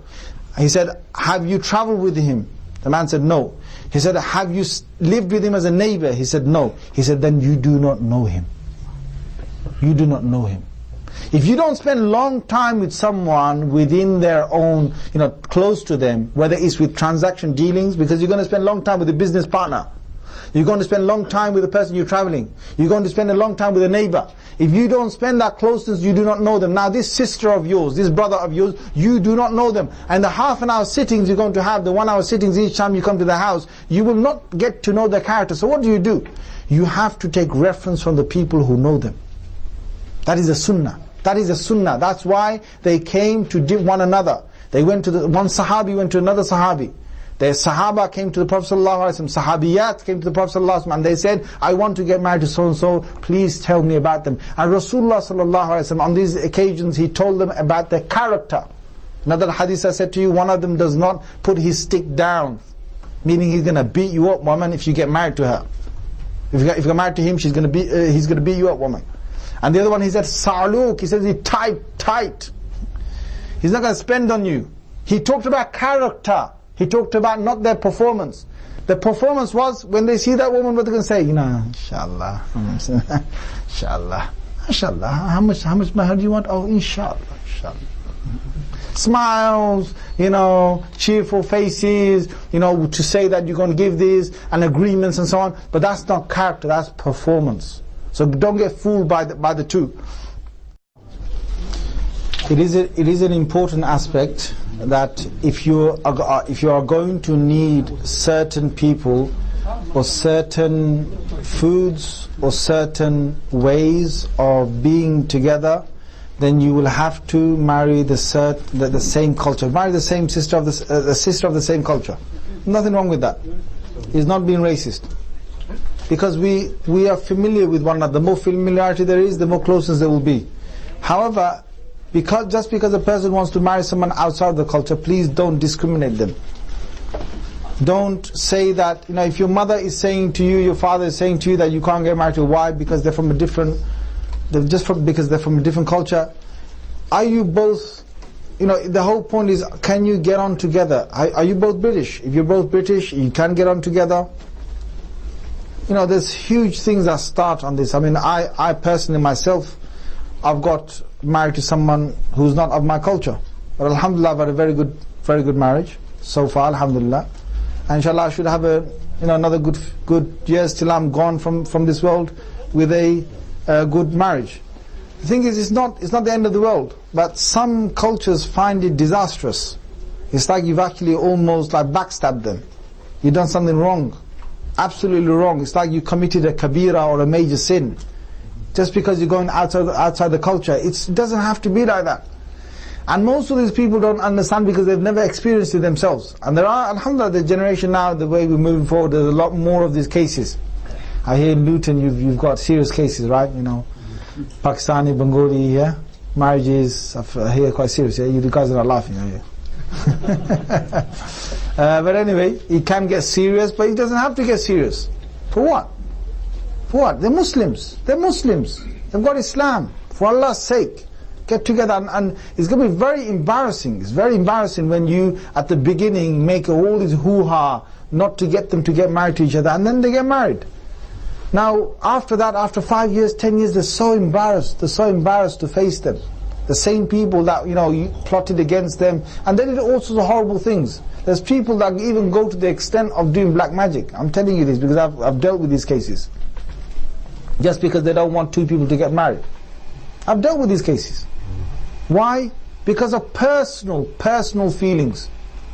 Personal, you know, some selfishness, some greed, some jealousy, some, you know, difference of opinion. Because of that, they go to extents that, you know, they try and deliberately break their marriage. Deliberately break by saying one thing here and by saying one thing there. I mean, they're responsible to Allah, and on the Day of Judgment they will have to make their, you know, they will have to give their answers on the Day of Judgment. Now, so I'm saying to you, so, you know, you got to balance it. What is it that you want? What are you going to be comfortable with? Are you going to be comfortable with a sister from your own culture? Fine, alhamdulillah, get married to her. From your own culture, brother, you want to get married? Fine, get married to him.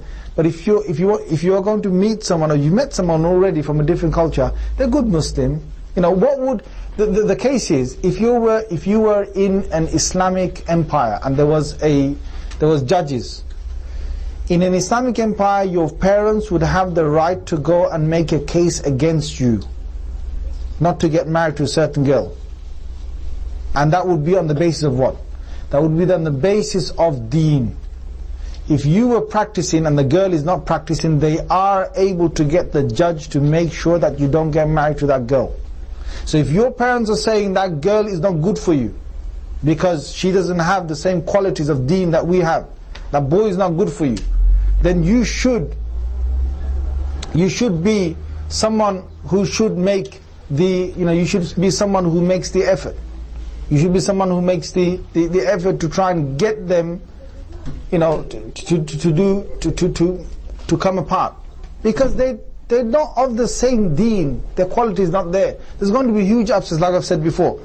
Anyway, if you look at page 2, slide 8, you've got two things there. You've got istishara and you've got istikhara. One you will do is you will consult people, and the other thing you will do, you'll put your trust in Allah and you'll make istikhara. When you go and consult people, the people you consult, they have to be open with you, they have to be honest with you. And the crucial question is, if this was a person, like for example, you're asking someone, is this girl okay? So the guy says, yeah, she's fine, as best as I know. The question to him is, would you marry your own son to this girl? Would you marry your own brother to this girl? And if he says without hesitance, with honesty, you know, he says, yes, I would, then fine, go ahead, that's good istishara. But if he says, if he's my son, no, I wouldn't marry my son, what are you giving me advice for? Why are you telling me to get married? Because honestly, people don't think about it. People might give you advice because they just want to see that girl get married off. But they're not thinking about their own personal lives with that girl. So if you look at here, I've got a note here on slide number 7, that the whole question at the bottom is, are you ready to live with this person for the rest of your life?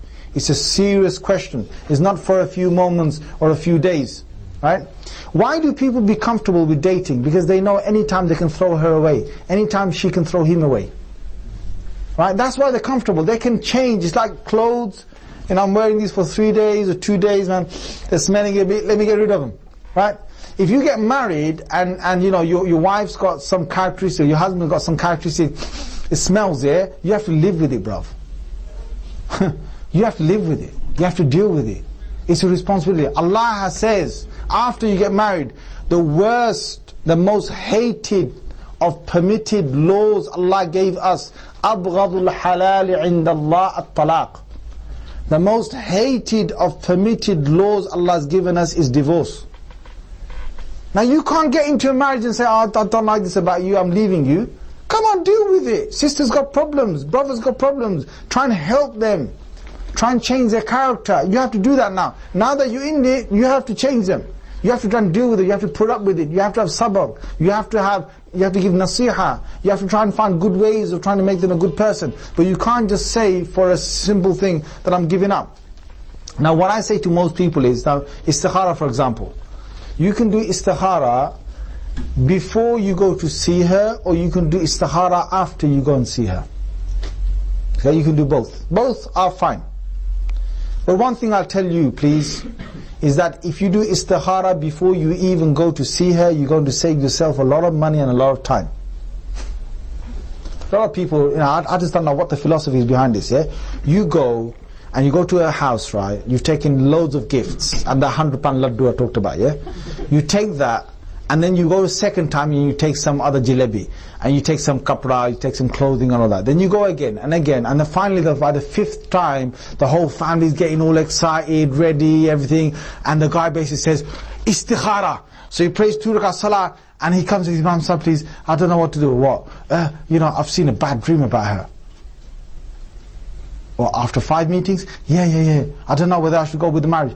Oh, you fool! You should have done that istikhara in the beginning or earlier on. You could have done that after the first meeting. After the first meeting, you could have done it. After the second meeting, you could have done it. Why wait till they're ready to try and, get everything together, and then now you're having doubts in your heart? You wasted their time. You wasted your time. You wasted your money. You wasted their money. So if you're going to do it either you go before you go to see her, or after your first meeting, go and do istikhara. And then see if it's positive. Now, positive is 3 things. They've written this inside the books, okay? Either you will have a dream, number 2, or you will have a feeling, strong feeling inside you on waking up in the morning of a yes, there's good in this, or no, there is no good in this.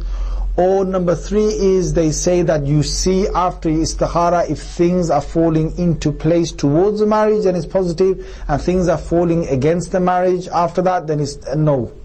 What I would say to you, please, is the first is the best. To actually get a dream. To get a dream is the best, because you have got no way of controlling that dream. Unless you're trying to close your eyes in daylight and basically say, oh yeah, I saw it. Now some people, I said, I can't believe these people, yeah. There's some people, there's a person I met for business, right? And I said to them, do istikhara. And they consulted me at 11 or 12 o'clock in the daytime. By 1 p.m. 2 hours later, I said, what happened? What's happening with it? They said, I've already agreed. I said, I told you to do istikhara. They said, I did istikhara.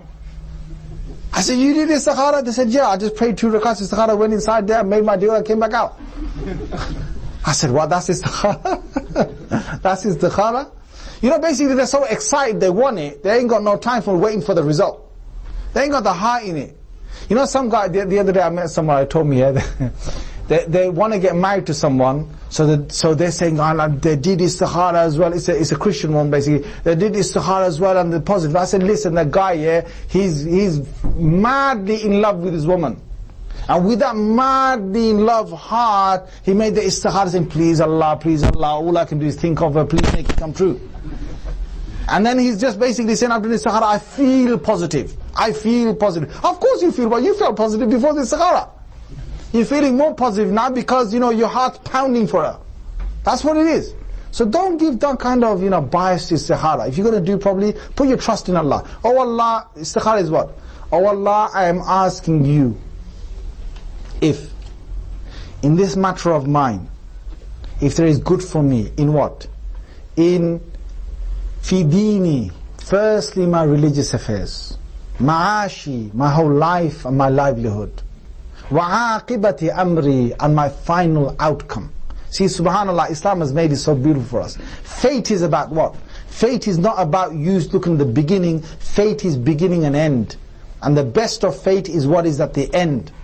What at the end. That's why Rasulullah ﷺ said in the hadith of Bukhari and Muslim, إِنَّمَا الْأَعْمَالُ بِالْخَوَاتِيمِ. You wanna judge actions, you judge actions by the endings, not by the beginnings. You could be so happy with this woman or this man at the beginning, but that's not your ending. You have to see whether you're going to be happy with them after 20 years, 30 years, 40 years of marriage. That's what it's about. So that's why you do istikhara. Oh Allah, tell me, if there is good in this, for my religious affairs, for my worldly affairs, for my final outcome, then you decree it for me. فَقْدُرْهُ لِي وَيَسِّرْهُ لِي. Make it easy for me. ثُمَّ بَارِكْ لِي فِيهِ. Oh Allah, give me barakah and blessing in this. وَإِنْ كَانَ هَذَا الْأَمْرِ. And if this matter of mine is sharrun li, if it's not good for me, in terms of my religion, or my livelihood and or my final outcome, then فَاصْرِفْهُ عَنِّي وَاصْرِفْنِي عَنْهُ. Oh Allah, be serious about this. Move it away from me and move me away from it, or her or him. وَاقْدُرْ لِي الْخَيْرَ حَيْثُ كَانَ. And then after that, give me another qadr, give me another fate, give me another person that will be better than this person. ثُمَّ رَضِّنِي بِهِ, and make me pleased with that fate. See, you making istikhara, you asking Allah, Allah direct me. If He's good for me, make it happen. If He's not good for me, push me away right now. So if you're sincere, you're asking Allah with an unbiased heart. And if you're doing that, inshallah, Allah will give you a result. Now some people, they say, Imam, I don't get no result. I've done istikhara, I've done it, several times, I'm not getting no, I'm not seeing anything. I'm telling you, you do 2 rakats with sincerity. You do 2 rakats with sincerity, like Rasulullah sallallahu alaihi wasallam said, and you do it with full devotion, and you repeat it according to another hadith. You may repeat it up to 7 nights. You do that with full devotion. I'm telling you, before even the 3rd night, you will see a dream. And even if you're still stuck, you can ask somebody else to do istikhara for you.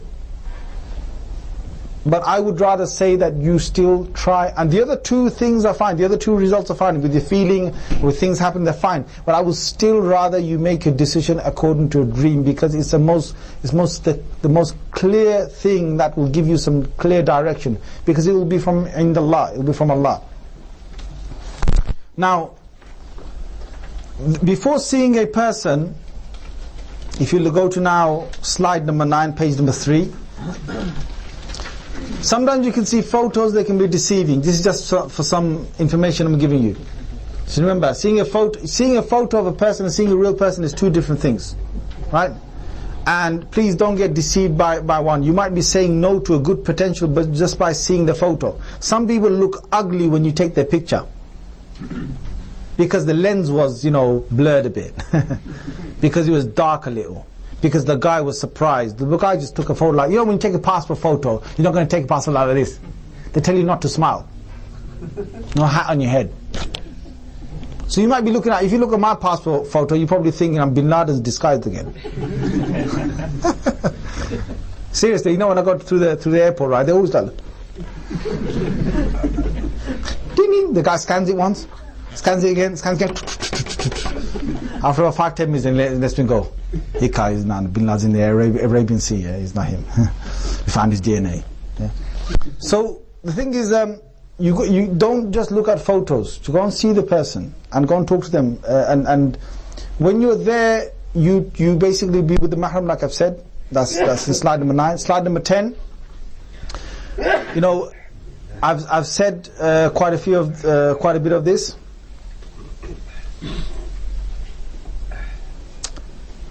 And if you look on slide number 11, you will find something important there. 3rd point there. There's something with the Myers-Briggs personality indicator. Now, you don't have to get into this, but if you do know about it, and if you can find out someone's personality through this test, which is a psychological test, it really makes things a lot more clearer. You can find a person's character to a great degree just by knowing their Myers-Briggs personality type. I put it into your notes. I'm not going to go any further. What you need to do is you need to do your own research in this. I haven't got the time to explain this. For me to explain this will take me 1 to 1.5 hours to go into the personality types. There's 16 different types, and all humans fall into one of the 16 types. And there's 4 questions, 4 major questions. You can find other questions to find out, but this really does help. I've used this in marriage quite a few times, and sometimes you have marital problems, and I ask this guy, I don't have to ask him, I can look at people, just spend a bit of time with them while they're talking to me, and I can more or less work out what their character type is. So the couple come to me, and this one's arguing, saying my husband this, and this one says my wife this, and in the end I've just looked at them, and they're basically totally opposites of each other. I think, Ya Allah, how did these 2 get married? How did they choose one another? I mean, I asked them, how did they choose one another? We didn't choose one another, our parents chose us for us. That's what exactly, you couldn't have chosen one another, because they're total opposite. The man loves going out and being out and about. The woman loves staying indoors. Wow, that's going to be a really good combination, isn't it? Yeah. The man loves chatting. The woman doesn't like talking much. Or the woman loves chatting, the man doesn't. Right? The man is, always a teaser, or a person who likes to tease another person. The woman hates it. Woman can't stand being picked on, but the man loves it. He loves teasing and winding up, and he loves taking, chabi out, the key. That's basically telling that. The man breaks every rule he sees. The woman likes to keep every rule she sees. Now, how are these two supposed to get on together? It's a serious question. So, there's certain things that you might want, like on slide number 11, you want to find out about the manner of the speech tells you a lot. The manner of the speech tells you a lot. And don't forget, please, not performance and character. Try and find out the real way they speak. Because when they're performing in front of you, they might be too shy and they might not say it the right way. But if you know their character, you will know how they speak. The way a person walks, you can tell a lot in them. You can tell a lot in them. There's some people that walk, and when they walk, you can just look at them and you feel that guy's serious. And some people walk, they walk like this, all sloppy and dragging their feet. Don't tell me that guy is serious in life. Alright? You can tell people, there are huge studies in this, how people walk, how people talk, the selection of words, the tone in their voice, how they use it. When two people are talking with another, who dominates the conversation? The key things you look for, who's dominating the conversation? Now, sometimes again, when it's for marriage, you can't always tell because the woman's not going to dominate. Now, if you can imagine, you go and try and talk to her and she basically, Allah, my God, she's debating with me. I don't want to get married to that woman. She's not going to do that with you because you'll not take her. So, again, it's about character. To find out the real character, you need to talk to other people. You need to find references that are outside of you sitting with them. Right, now, if you look on the next slide, one of the things you want to ask for is about the goals in life. It's slide number 12. The goals in life. What do they want to do? What do they want to achieve? If you're thinking about going abroad, studying, getting into Islamic books and all that, and she's thinking 5 years' time she wants to open her own business, well, you've got two different ends here. Are you really going to be serious with one another? If your goals are different in life. And, for example, if you have any worries, please bring them up. Now, if you look at the last point on number 12, slide number 12, you'll see it says, at no point should one be alone with the other person by phone, text, email, Facebook, whatever. That's fitna. And I'll tell you one thing, it all starts innocently. It all starts innocently. But then it gets into certain things that, they're on the phone to each other for hours before marriage. They're just thinking about each other. That's a type of zina. That's a type of zina. Rasulullah said, you carry on looking lustfully, that's zina. You carry on hearing lustfully, that's zina. Hadith Muslim. Al-aynan zinahuma al-nazar. Wal-udhunan zinahuma al-istima' wal-lisan zinahu al-kalam. Rasulullah sallallahu alayhi wa sallam in a sahih, authentic hadith of Muslim has said, he has said that the ears, their fornication is to listen lustfully. And the tongue, its fornication is to talk lustfully. That's zina. Don't tell me you're not doing it. And he said, wal-yad, zina ha al-batsh. Al-yadani zina huma al-batsh. He said the hands, the zina is to basically try and touch. Now whether you're touching her physically or whether you're on your keyboard and you're basically talking to her and you're touching that, you're basically trying to get your communication with her through lustful words, that is zina. And most of this that goes on, I don't care how innocent they are, some of these words, they wouldn't say it in front of her dad. Would you really do this? Would you really do this in front of her dad? Would he be able to see all these messages and not be, would be totally alright with it? Sometimes they might be alright, sometimes not. And the guy wouldn't want to show his, potential father-in-law all these emails. The reason why? Because he's going to come back and make sure he's a proper Muslim. He's going to do his Muslimani again. He's going to circumcise him again. That's why. So he's going to make sure that he doesn't go down that line, making her father know about this. Next slide, 13. One good way of knowing each other, and I'm spending a lot of time of this just to get to know each other, because if you do this, you've done a lot of the marriage will go well. One way to ask is, if you was to put your life as chapters of a book, how would you put those as chapters? For example, chapter 1 could be that I was born and brought up in a place, this place, I lived there. and chapter 2 could be I moved to this other area. Or chapter 2 could be then my primary education started and I was at this school. Chapter 3 could be that I went to secondary school and this is where I went and these were my friends. Chapter 4 could be college. Life changes again. I had different friends, different environment. This is what I did for the next 2-3 years. Chapter 5 could be university. And this happened. Or one of the chapters could be my father died and I changed. Or my mother got really ill and this happened. So to actually make certain chapters of life, and then you've got ground for discussion. You've got ground for discussion. Okay, tell me a bit more about this. Tell me a bit more about that. Again, please don't get too deep, because if you get too deep, you find out everything about the other person. You're not going to marry them. You're not going to marry them. And if you basically leave it at a shallow level too much and not find enough, you're going to regret that you never asked them. So do go into it, but don't go too deep. The family that they've got will have an effect on them. So ask about, look at their fathers, look at their mothers, look at their siblings, look around them, see how they're acting, because their characteristics, some of those might be in this person, not all of them, and don't judge them by their brother, don't judge them by their sister. That doesn't have to happen. Go to the next slide, slide 14. It says here that you shouldn't hurt feelings. If you want to say no to the person, please say no in a way that you don't hurt feelings. So basically, there's a lot of, some sisters really get, if you tell a sister, you send a message back that I didn't find her attractive, it really mentally tortures them. It mentally tortures them. They have a really bad time coming over this. A lot of potentials could come and they might not want to see anyone after that. It really hurts them inside. I've met these sisters. Same way, what you say is, look, you don't have to be dishonest about it, but you just say, we're now looking somewhere else. You don't have to give the reason.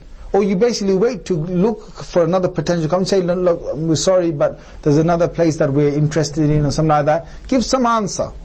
Or you might have 2 reasons why you said no. Then give you the lesser ones. Don't give something that's going to hurt the other person. Right, now, if you look at slide number 15, we find that parents have got a lot of information, fine, but they shouldn't make it difficult for their own sons and daughters.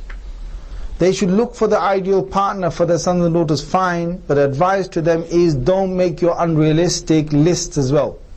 Don't make it unrealistic. Now, some parents, right, they make it their, because it's their culture. The culture says he must have a job. Now come on, it's recession time. You can't find jobs.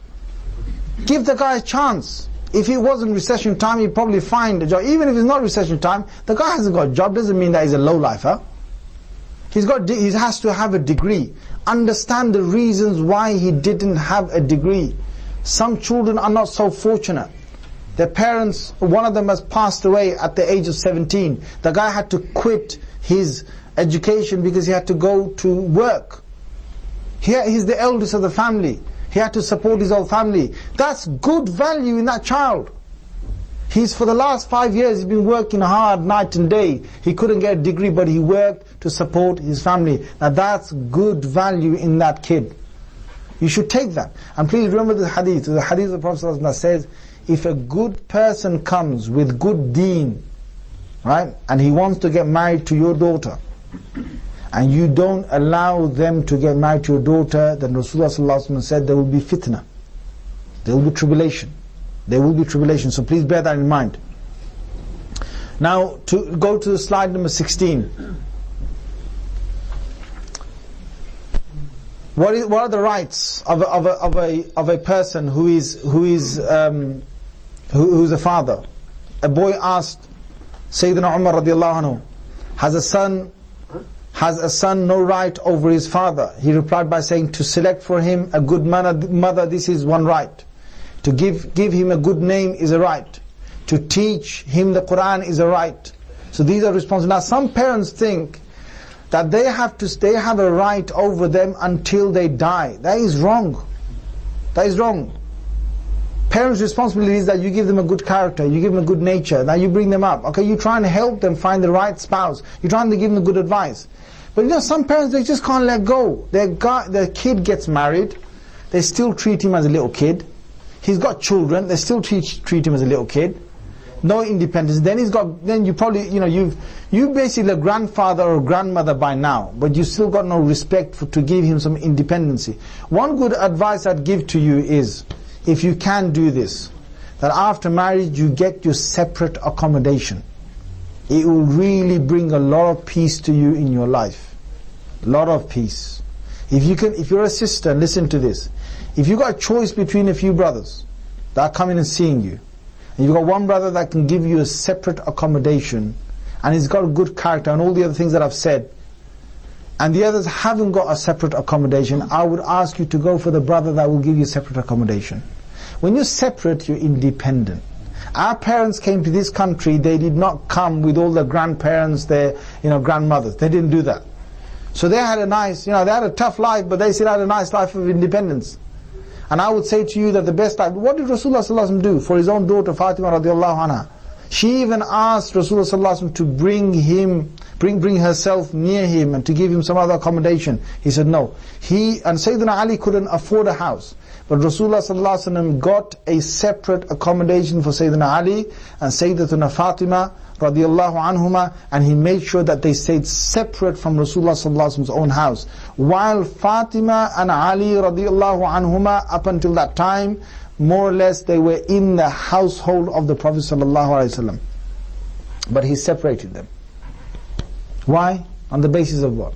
On the basis that he understood that when you're separate and you're independent, you can make your own decisions. You've got qualms, you can sort it out yourself. You've got happiness, you can have your private time of happiness.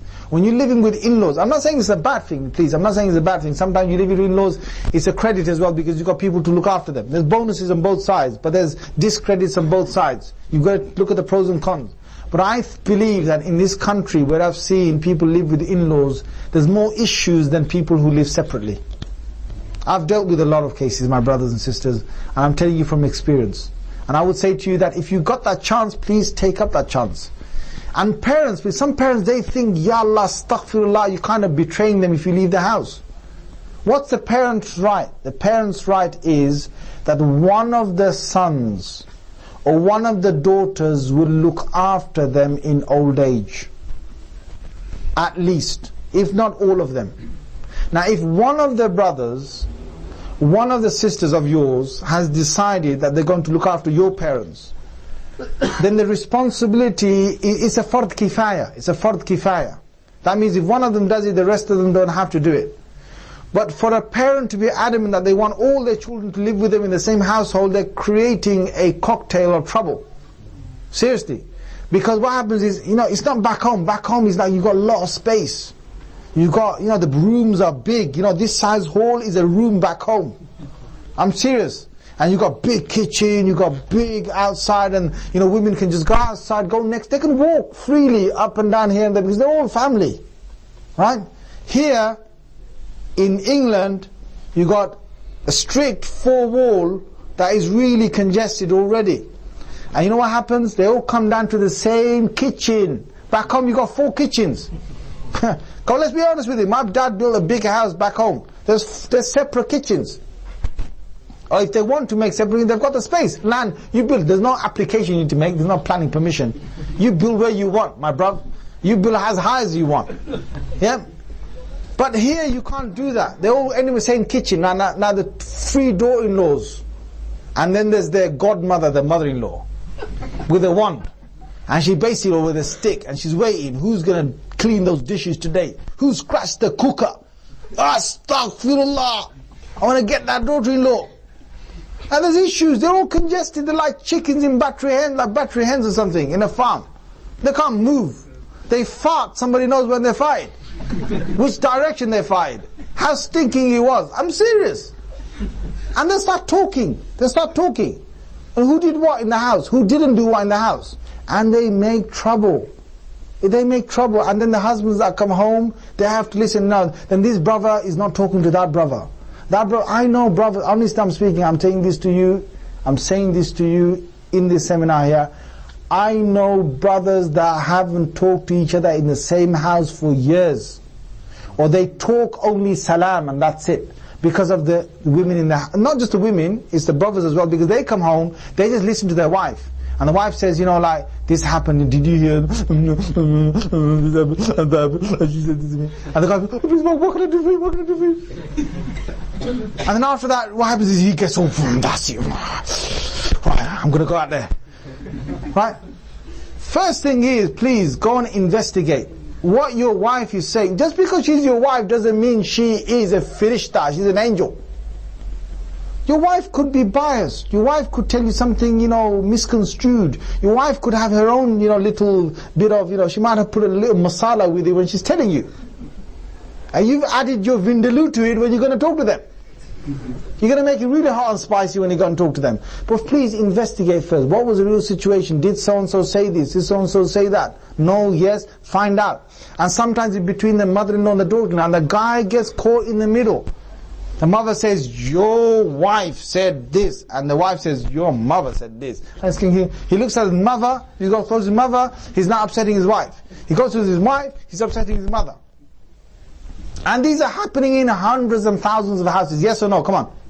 Yes, they're happening. So I'm telling you, in this country of ours where we are living, it is nice to have a separate accommodation to sort out this problem, because these problems don't end. They don't end. They just get worse, and they get worse until one of them moves out. And by the time they've moved out, the bitterness in their heart is something unresolvable.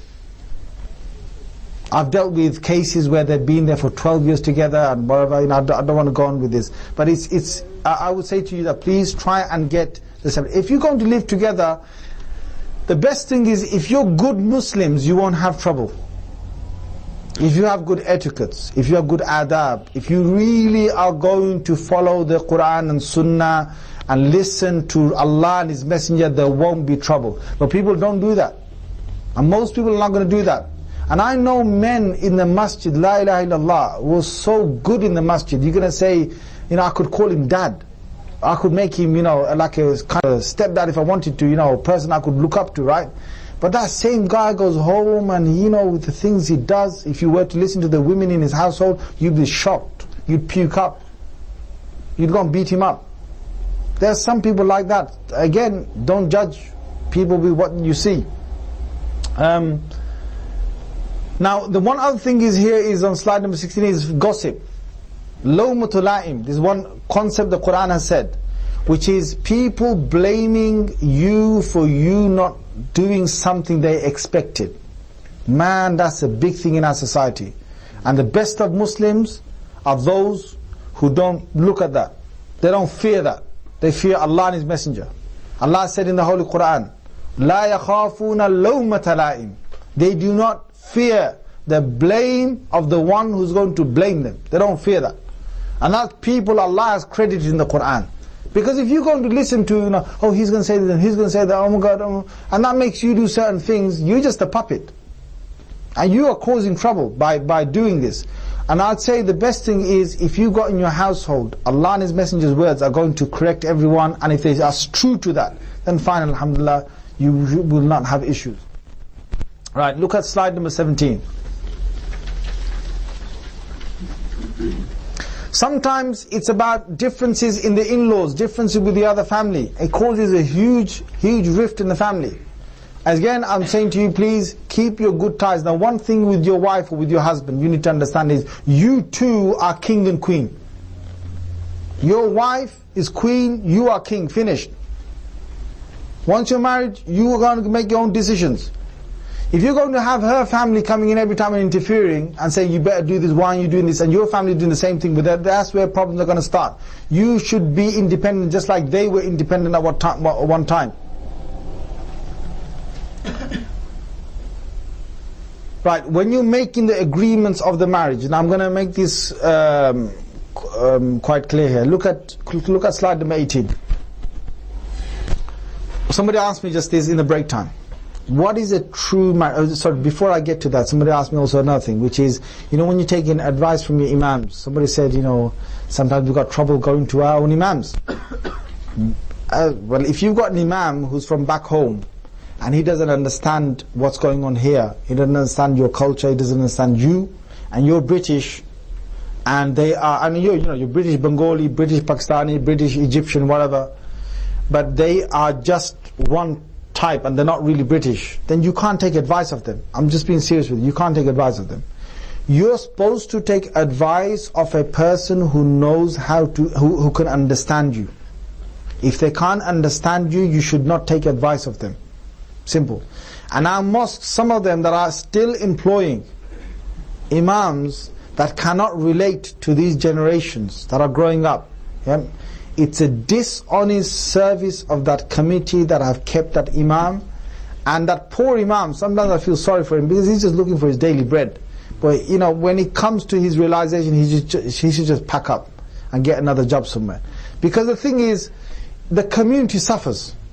The community suffers as a result. Why? Because they have got issues and he can't relate to them. He can't give them sound advice.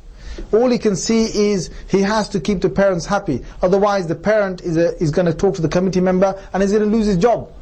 So he's going to say, you better listen to your dad. You better listen to your dad. Your dad's, if you don't listen to dad, you're going to Jahannam, boy. That's all he can tell you. That's all he can tell you. He can't see anything beyond what is happening inside the house or why the father is like this. So please, if you're going to go to an imam who understands your background because he has a similar background. That kind of imam I'm talking about. I'm not going to dwell on this. But the other thing that I was going to say is, what is an Islamic, another person asked this question is, what parts of the marriage or the whole process is Islamic and what parts are not? I'll tell you straight what is. For you to go and to propose to her or to go to see her is a sunnah.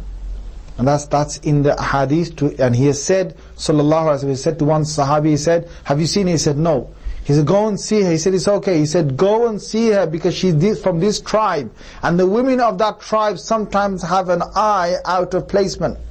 When sometimes, you got both eyes in the same place at the same time. When you're looking left or right, they move. Sometimes you have one eye in one place and the other eye moves, but this eye doesn't move in coincidence. So he said that. It's in hadith. Go and see her. Go and see her. So to go and see her is a sunnah. To go and to know, obviously, as I've said, a deen, to go and know the deen, to go and know the character and so on. Of course, with the mahram there is part of the deen.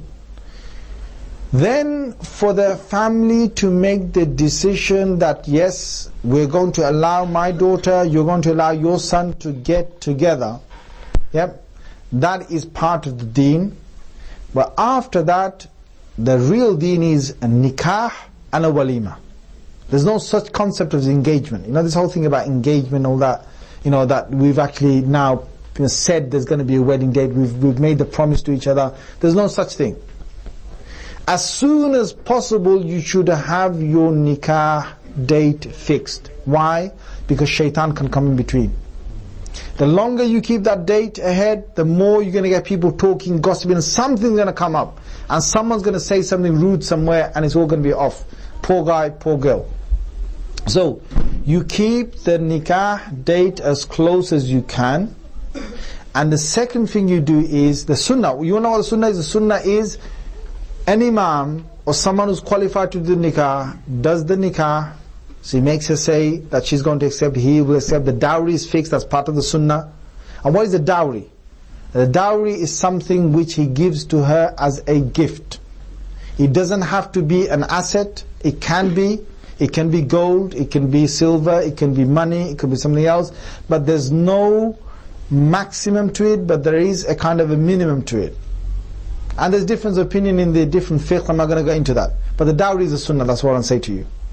Now, he's given dowry and there has to be 2 Muslim male witnesses that will witness this nikah. If that is done and they've accepted each other, the nikah has been performed. The sunnah is to give dates after this. To eat dates. No food. Again, if you give him food, it's not against the sunnah. I'm going to explain this in a bit. Right? After 3 days of consummating the marriage, so that day the nikah was done, wait for 3 nights. After 3 nights, you will then have a walima. And the walima, you will try and publicize it as best as you can. You are even allowed to use drums to publicize. This is even in the hadith. And you will try and at least have a goat Rasulullah sallallahu alaihi wasallam said, "Awlimu walau bishah." He said, even with one single goat, if you can make the walima, then make the walima. So you should feed people on that day. You should publicize. You should call as many of the public people as you can, your friends, family, whoever, to come and have that meal, so they know that these two have got married. That much is the sunnah. That's it. If there's anything else to remember, I'll tell you. But anything else besides it, so now let's go through the norms, okay? The norms is that you basically getting towards a marriage, so they're going to have now, you're going to have, oh my God, there's so many customs here, right? You're going to have one custom, it's called the mendi. It's a big custom, the mendi. I mean, they're all going to dress to say, oh, come on, for Allah's sake, right? Why are they making 3 different pieces of clothing? One for the mendi, one for the wedding, and one for the walima. And they're only going to wear them once in their lifetime. This is the worst thing. If they're not going to donate these afterwards, right, and they come in front of me, I'd want to slap them. Because they're wasting time, they're wasting money. They're wasting money where there's poor people across the world who can do with those clothes. So if you're going to do that, please donate those clothes after you wear it. Because I know you're not going to wear those clothes again, because it's a shame on you to wear those clothes again. That's why they don't wear it. If I wear these clothes at another wedding, then people are going to say, oh my God, did you see he wore those clothes again? You know me, you will see me in a wedding, you know what I do? I wear more or less the same clothes at almost every wedding. I'll have a white jubba on, and I have about 3 different tops on, I'll have that, and I have the same shoes. Look at my shoes, they'll be always the same shoes. I don't care. I don't care. Say to me, I'm wearing the same clothes, so what? Well, I'm going to go into israf, I'm going to try and change my clothes every time I go to a wedding, wear something different, never wear it again in another wedding. Right? Okay, then okay, on the mendi, they have customs. Now, again, please differentiate between customs and Islam. These are fully customs. They don't have to be there, and if you're going to do that, then be wary of the fact that Islam never told you to do any of this. Be wary of that fact. And the second thing is, sometimes there's free mixing in those. Sometimes there's an Islamic practice. If there's un-Islamic practices, you are responsible for that as the people who have organized this. The actual wedding day comes, and the amount of stuff they have. I mean, I was in one wedding where I performed the nikah, and I sat at the table. They calculated at the table that within 4 hours the guy has spent £50,000. What, I just can't get my head around it. They calculated the hire of the hall, the kind of food that he had, the decoration of the chairs, the hiring of whatever he hired outside to carry them. They calculated, all the arrangements they did, and they knew because they were family members, and they said this is how much he spent for this wedding, £50,000. I'll tell you, brother and sister, and I'm telling all your parents, the simplest way to get married is what? To go and hire, do it in your homes. The simplest way to get married. People can't find halls. They say, I can't find a hall, and I'm basically, we've been looking for halls. The simplest thing to do it in your house. Your back garden, get a marquee.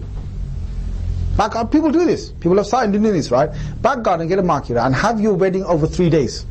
You can't fit everyone in your house in 1 day, fine. Don't fit them in your house in 1 day. Fit them over 3 days. Have 6 meals. Different people every meal.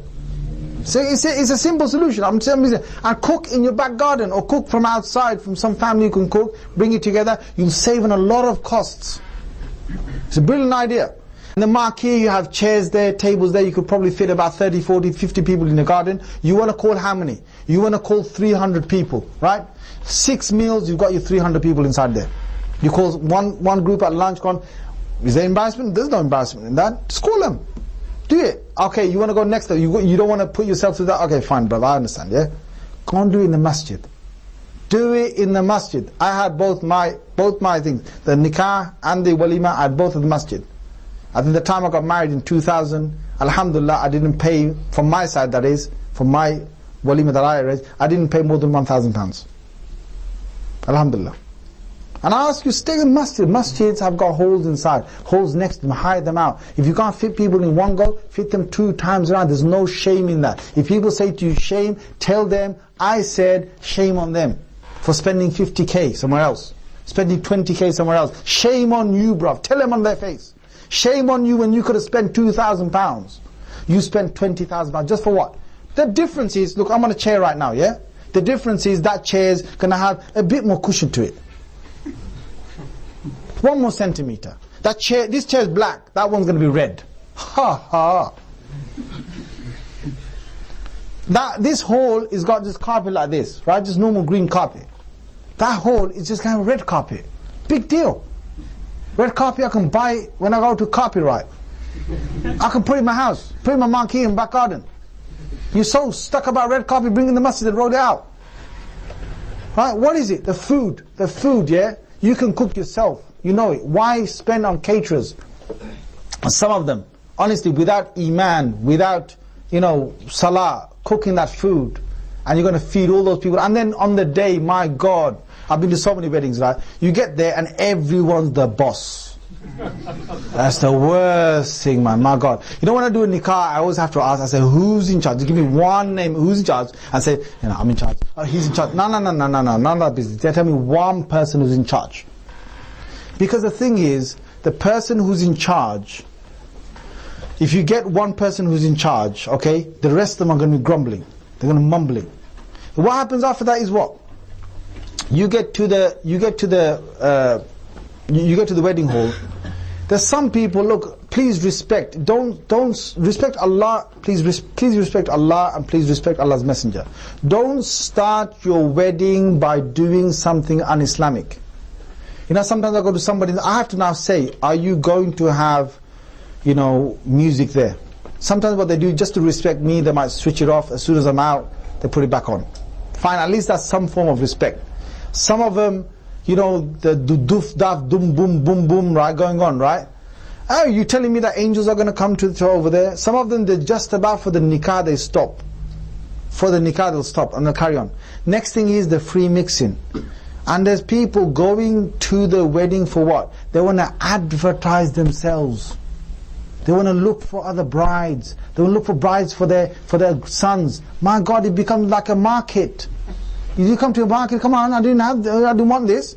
So they come and they're basically looking at each other and they're committing their lustful, so on. But anyway, the poor guy and the poor girl, they have to put up with all this custom. You don't have to go through all of these, brothers and sisters. If you want, please, do this one thing for me. You are the new generation. I'm talking to most of you here who are young, who haven't got married, yeah? Make a change. Make a change by telling them that I don't want this. If they don't want to respect you for it, yeah, you can put your foot down. You can put your foot down. If they're desperate to get you married, say, on my conditions. On my conditions. If they're desperate to get you married to so-and-so, say, on my conditions, tell them. And I'm telling you, they'll come around it. They'll come around it. Now we come to a part, and I think it's important for us to cover about those brothers and some brothers and sisters who are already married, or who are just newly married. Now what's important is, if you look at slide number 20, page number 5. Slide 20, page 5. In early marriage, try and decide how you're going to settle your arguments. It's really important to do that. And the best way, as I said, is Quran Sunnah. Best way is, if you've got a good imam, if you're ever going to have a big dispute, then you go to that imam. But most of the time, you don't even have to go outside the house.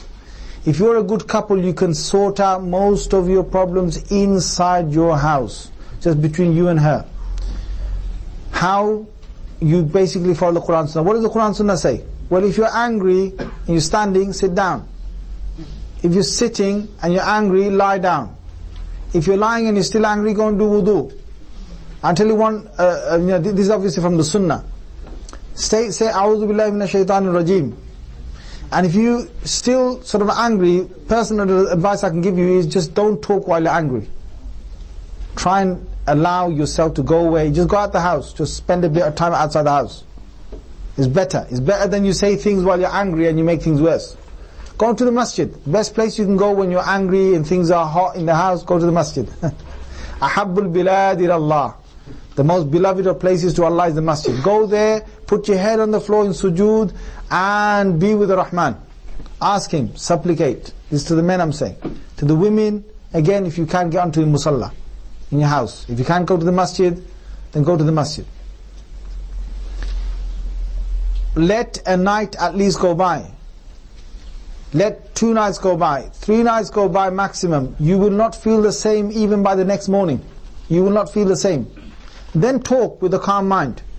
agree on these terms at the beginning of the marriage, you will have a blissful marriage. Even if you haven't, please do this now in your marriage.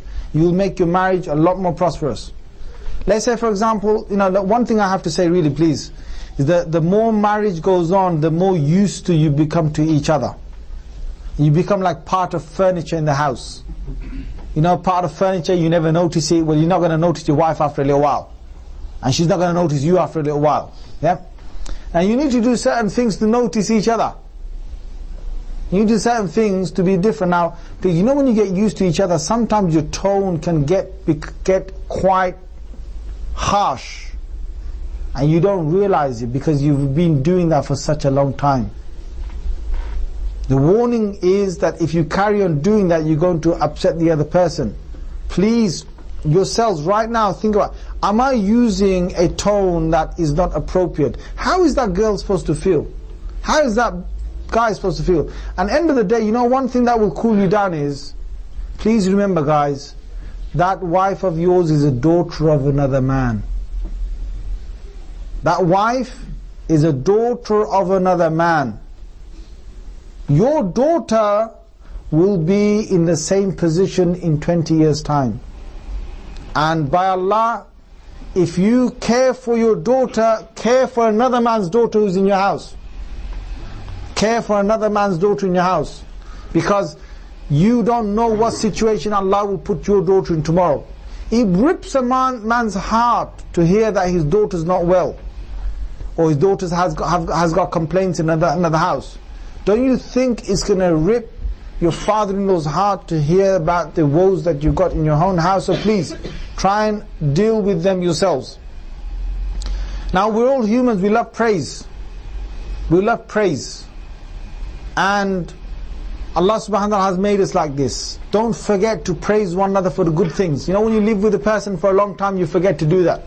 It just becomes natural just to mention the few things that, mistakes and things that we've done wrong and things that we basically hold each other back for. These are easy to bring up.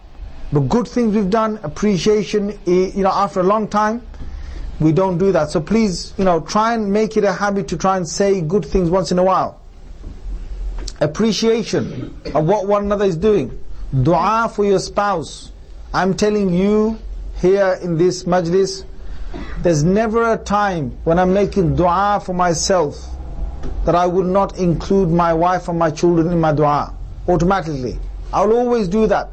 It's a given thing. My wife doesn't have to say to me ever, make dua for me, because it's every single time I make dua for her. Even when I'm upset with her, I make dua for her. Sometimes I got really mad. Sometimes your head's boiling. Right? And she's just left she's left with the children because she has to go somewhere, and I say, Hafizah Allah, even when I'm angry, may Allah protect her, may Allah protect my kids, may Allah put barakah into her, may Allah put barakah into my kids. Even when I'm angry, I still give du'as. Never give the wrong dua from your mouth, because you don't know which time is the time that Allah will accept the dua. If you curse your wife, you curse your husband, you curse your children, and if that's the time of istijaba and acceptance, that dua might strike them and you will regret that for the rest of your life. You won't even know about it, but you will surely be regretting that in the next life. What you do is to please remember, there's some crucial things I'm saying. Yep, still on slide number 20. Find a trusted person that you can talk to when you're in need of a crisis. If you want to do that, you might want to do that early in marriage. It's good to have a good sheikh. If you've got a nice sheikh, someone who's a bit older in their life, someone who's a good scholar, someone who's got good spirituality and so on, if you make them your reference, if we ever have a dispute, we'll take it to them. I'm telling you, you'll never have to do it, but if you have to do it, you'll have your problem sorted out. Please, with business, money and so on, make sure that you make clear agreements. If you have a wife and you continuously now and again giving her some money, she don't have to ask from you, and she doesn't have to steal your pocket money. Some wives have to find reasons to go and steal pocket money, loose change from the husband, and later on after 20 days admitted to it. because they don't want to say at that time. Why should a person be in that situation? It's your duty as a man to provide her shelter, to provide her food, and to provide her clothing, according to your level.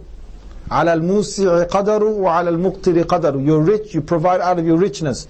You're poor, you provide out of your poor state. But it's according to your level. Now, if you're always looking after, there's certain things that makes life easy.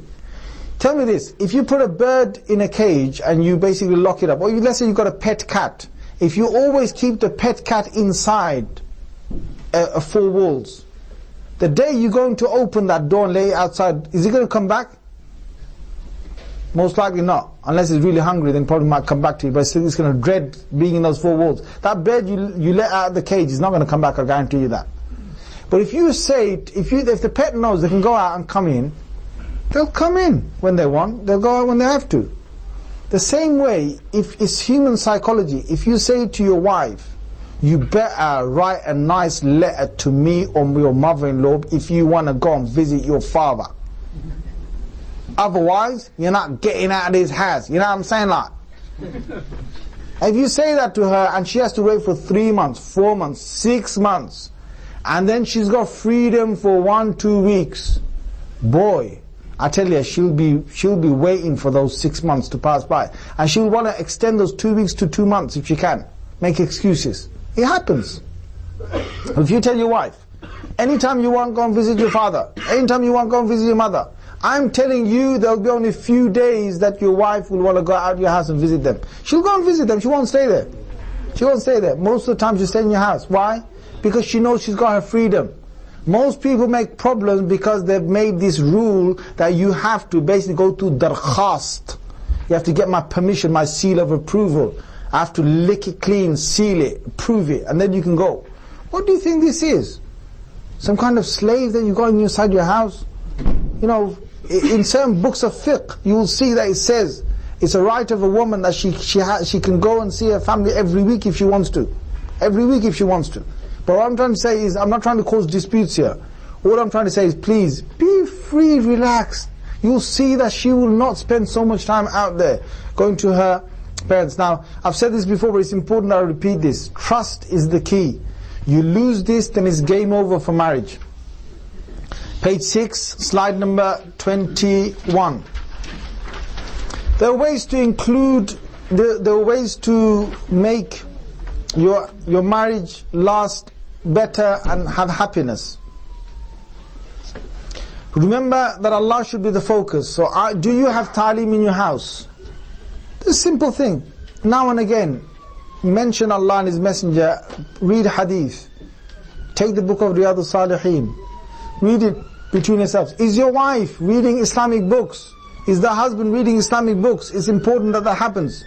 If you're going to make a life, and that whole life is every time you get 2 hours or 3 hours, you're always watching a film in front of the TV, and that's your relaxation time, I'm telling you that after a while, you're going to start getting fed up with one another. And when an argument starts, the only thing you've got in your head are those films, and how they argued on those films, and how lovely that man was with his wife on the film, or in EastEnders, or in neighborhood, wherever it is, right? And you're looking at your wife thinking, why are you so sweet as that girl on TV? And she's thinking, why are you so good looking at that guy on that TV? It's in the back of the head, it's in the subconscious mind. They're seen as lovely. You know, life is not a TV show, and life is not a fairy tale. Life is serious stuff. Life is not full of these people who can just act for you on TV. But what will happen if you carry on watching TV, you get an impression of how life should be, and you expect it. Your marriage shouldn't be ruined because of others. You are who you are. And the best thing is, when you've got arguments, there should be some hadith in your mind. There should be some Quran in your mind. There should be dhikr in the house. These things will make your house prosperous. Salah should be there. If you haven't got these things, then when arguments happen, they're going to be looking at their nafs, their ego. They're not going to be looking at Allah. Now, give surprises. Hadiyah. Don't, I know some people they think that hadiyah, you know, wives make a big issue about the anniversary. You forgot my anniversary. Oh my God, I'm sharpening my knife for you. Come on. Yeah? What anniversary? Give her hadiyah as many times as you want, without an occasion. without an occasion, and you see she'll be happy, give her money, give her items, give her gifts, and let her do that with her husband. She should cook him nice a dish. My husband likes this dish, cook it for him. He likes cakes, bake it for him. Right? It'll keep the marriage going nice. She likes flowers, bring it for her. And you're probably thinking, where's the sunnah for that? Where's the sunnah for that? Well, you're not going to find flowers in the hadith, because in Medina you hardly see any flowers, right? Right? In Medina, do they have nice greenness? They're dying for water over there, right? But what do you take from the sunnah? The sunnah is when Rasulullah ﷺ used to come and see Aisha, he used to have a smile on his face. He used to talk to her nicely. He used to give gifts. She used to make his lovely food for him. They knew that his favorite food was what? The shoulder of a lamb. So they used to, with all the others, they used to save that for Prophet ﷺ, so that he could eat the shoulder piece. You know, doing these acts is nice. Buying gifts throughout the year. Now, if you go next slide, make a shura in the house. Consult your wife when you're doing something. Consult your husband when you're doing something. Don't do it on your own all the time. If you have this understanding, it's good. You know, some men, honestly, I'm telling you, you go down this street here, and I've seen it in all the sort of Asian places.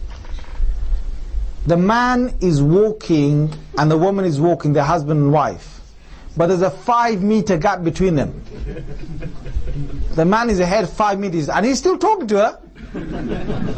He's still talking to her. And she has to stay, good few strides behind him, because if she goes ahead of him, my God, she probably might not ever see daylight again. And what kind of life is that? So what if you walk together? In hadith, I'm telling you, I don't know what we made our culture, but hadith, Rasulullah sallallahu alaihi wasallam used to go with his wives to gardens. It's like going to a park. You're not going to do anything haram. You're with your wife. She's your mahram. You're going just for a stroll in the park. It's in hadith, please. If there's anyone, Maulana Zahir, tell me if I'm saying something wrong.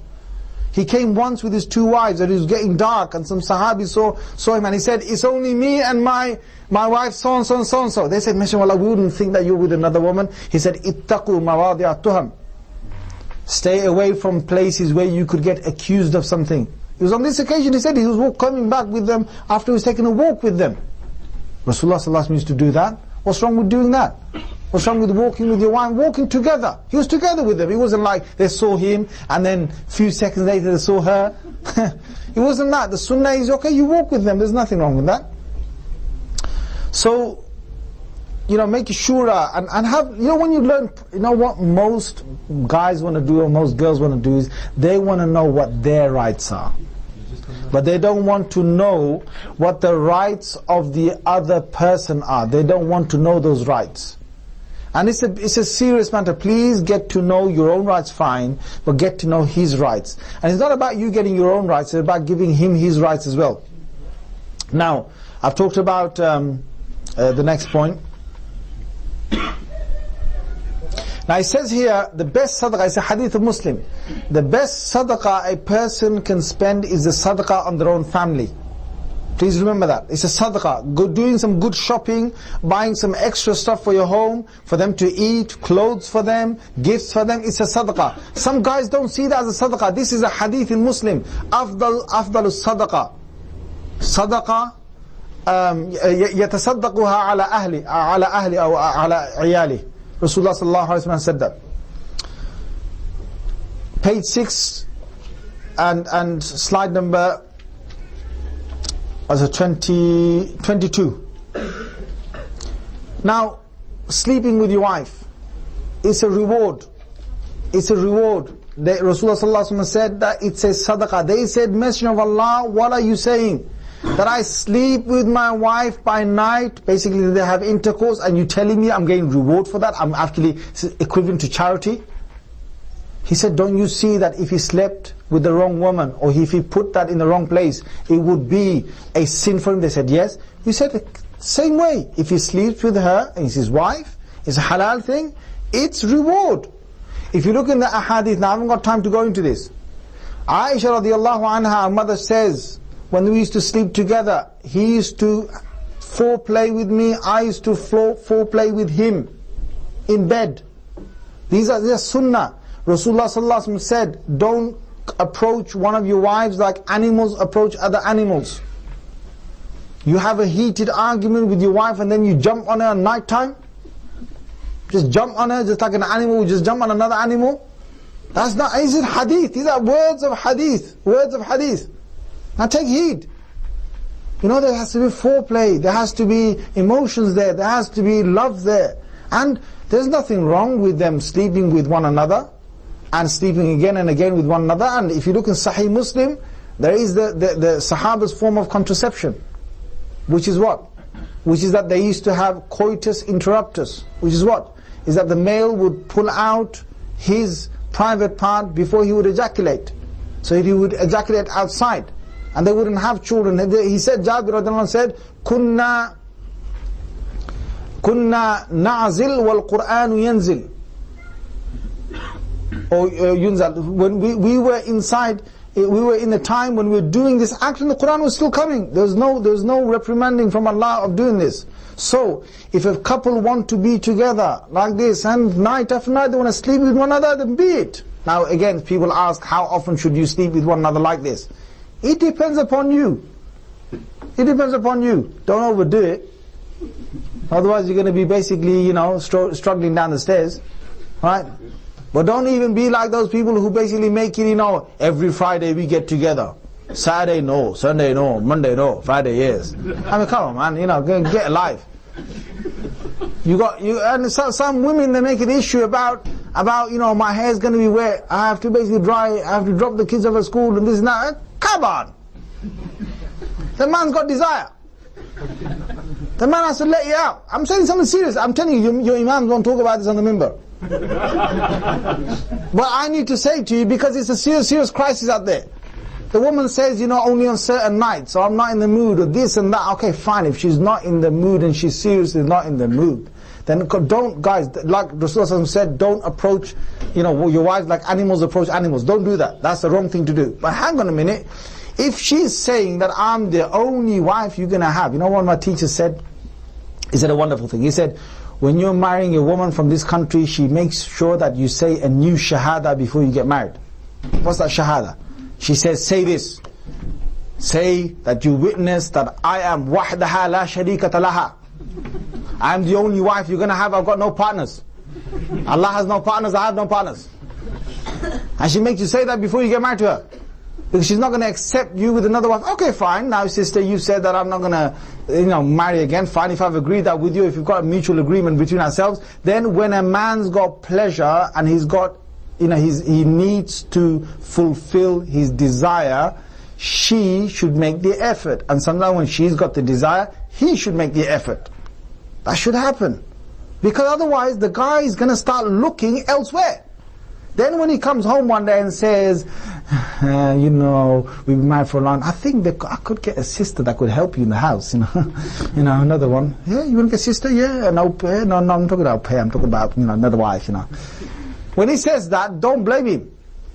When he's basically, if there's some guys, honestly, they can't fulfill their shahwa with their wife and they end up doing haram. They're either on internet, browsing on haram things. You know, some guys have a problem anyway, right? They're just messed up because they've been watching too many wrong films.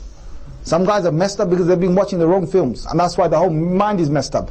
But some people, and it's wrong still. It's wrong if your wife hasn't made you fulfill your pleasure and you're going onto the internet to look at, you know, pornography, whatever it is, you are still accountable on the Day of Judgment. Don't make no excuse. But there are people who are doing that. There are people who are on the streets, they can't control their eyes, they can't control themselves because she's not fulfilling his rights and he can't find a way out and they're just stuck in the middle sandwich. But anyway, making jokes, cracking jokes, sending even love letters. I've written this in the thing, PowerPoint. Why? Because these things liven the whole marriage up. Send cards to one another. Go on holidays. Take a break. Rasulullah's holiday with his wife was what? He used to take him on jihad expeditions. He used to choose, he used to have a ballot system. Which wife is going to go on in with the journey on this journey of jihad? It's in hadith. It's like a little break for them. I'm not saying it's like a holiday, but it's like a break for them outside the house, outside the norm. Well, try and make an outside of the norm for them as well. Say salam when you come home, smile when you come home, forgive easily, and don't hold grudges. You know, some guys, they're really horrible because they've got hard hearts. And some women are like that. Some women, they've got hard hearts, I'm telling you. They can't forgive so easily, and it makes life really difficult. Okay, now we're nearing to time. We've got quite a few questions, and I've got I'll see how much of this I want to cover. They're all important points. Now, guys, if you don't get the chance, if I don't get the chance to cover all of this, you can just read some of these points, and you can just get the message that I'm trying to give you. So, slide number 24. It's not about what happens, is how you deal with things. Don't try and aim for conflict. Try and turn to Allah, like I've said. The word talaq, never, ever, ever, ever, ever, ever use. I put so many evers there, because the amount of people that come to you and they say, I was angry, I didn't know what I was saying, it was the heat of the moment, I can't remember fully, and please, there must be a way out, and the people are looking for, and then they'll go to find opinions about 3 talaqs being 1 talaq and all that. Just don't use that word, please. Take it out of the dictionary. What you do is, if you're seriously considering it, go and see an imam. Go and consult him. And what he will tell you is, he will try and look for every avenue to try and secure the marriage, save the marriage, than to go into talaq. And even if he was to ever come to that decision of giving talaq, he will only tell you to give maybe khula first, give a separation. Or he will say to you, just give talaq once, that's it. That is the sunnah. But no more than that. And that would be even after every possible way of trying to secure and save the marriage. Okay? If you go to the next page, page 7, slide 25, look at positives in one another. Don't look at negatives. The intention shouldn't be just picking on faults. The intention should be looking for a good solution. If the partner is ever really silent, you should know that either everything's going right or there's something wrong. So bear that in mind. Sometimes what concerns you, and you think that's my concern, might not be the concern of your partner. Please remember that. They have different concerns. If you hear rumors about one another, just get to the source first. Don't act upon rumors. Don't act upon those. Some marriages have ended because there's been a rumor. And the rumor got so bad because the rumor turned into gossip, and the gossip turned to facts, and the facts turned to Chinese whispers, and Chinese whispers, everyone added a bit of butter on it. Whoever came, marmalade, butter, whatever, became a sandwich that was so big, when the guy took it in his mouth, he basically choked on it. Sometimes it happens that people make things up. Get to the source. Allah says, فَتَبَيَّنُوا أَن تُصِيبُوا قَوْمًا بِجَهَالَةٍ. Investigate before you affect people out of ignorance. Slide 26. Arguments will happen. Never think arguments will never happen in marriage. There's never been a marriage without argument. Even Rasulullah ﷺ has had differences. Once he had to stay 29 days away from his wives.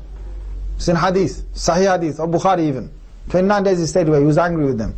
But it's how he dealt with them. He never hit them. Now one thing I'll say to you, please. If a man thinks that he is going to sort his marriage out by just beating his wife, he's a coward. He's a coward. And if I know who that man is, and if I get the chance, I'll beat him up. Because it's just, why are you hitting a woman? You know that you can overpower her anyway. Why are you doing that? Because you're a coward. And why I'm saying coward is because you could have dealt with that in so many other ways. You could have done what Rasulullah ﷺ did, which was that, look, there's a process. Looking later on, I want you to look in Surah An-Nisa, verse number 34. Allah says a process there. And the process is that you take it step by step. And the best, Rasulullah said what? He said, خِيَارُكُمْ لِأَهْلِ. He said, the best of you are the best to your families, to your wives. I said, I am the best to my wives. I'm the best amongst you to my wives. So what's the best thing? Is that you show, if your wife is upsetting you, you don't have to hear it. You can use counseling. You can use advice. you can say good words. And if that's not working, you can basically show some emotional separation.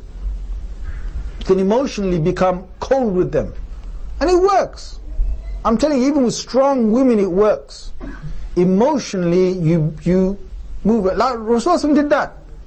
When he heard the rumors about Aisha radiallahu anha, and about the ifk, and she was accused of sleeping with another man. It wasn't true, and Allah acquitted her in the end. But when he heard that, he became emotionally distant from her. And she says that in the hadith of Bukhari. He stopped coming to me the way he used to come. His cheerfulness, the way he used to sit with me, the way he used to talk with me, it all changed. Because this was a serious matter, and Rasulullah was asking her, did anything happen, and so on. But this is the sunnah. And he used that now, when he got really serious near the end of his life, and said the 29 days he stayed separate from his wives, and Sayyidina Umar came right into his house where he was staying. He was next to the house of Hafsa radiallahu anha. He was up upstairs, and Sayyidina Umar radiallahu anhu went there, and he said, is it true that I've heard rumors that you divorced your wives? He said, it's not true. Otherwise he was going to go to Hafsa straight away, and he would have, Sayyidina Umar, what he would have done to his daughter. And Sayyidina Abu Bakr was ready to do what he wanted to do with Aisha. And then, the verses came. The verses came and things were sorted out. But he stayed separate from them. He separated his bedside from them. And that's a big effect. There's a big effect. If your woman, look, put it this way, guys, here. If a woman loves you, and if you created the platform of love, and you show some deprivation emotionally, she will always come back to you. She will always come back to you. But if you're good for nothing, and you're rotten vegetable at home, and you show some emotional, distance, she'll say, mashallah, alhamdulillah, he's gone. Yeah. So don't forget, when you try that, you've got to do the other sunnah. The other sunnah is, he showed so much love before that, so much care, so much affection to his wives. They never had any complaints about him. One of the things that, Michael Hart said in his book about the 100 most influential people in history. When you read what he said about Muhammad sallallahu alaihi wasallam, and his point of why he put Muhammad sallallahu alaihi wasallam as number one is, if you read it, it's a wonderful piece here. It's about 7 pages only. And he says that most great men, when you look at their lives, they've done great things outside. But if you were to look at the private lives, you will find that there's, this or that said about them. But he said Muhammad is the only one that when you look at his private lives, when his wives are talking about him, there's nothing wrong that they say about him, subhanAllah. They talk so wonderfully about him.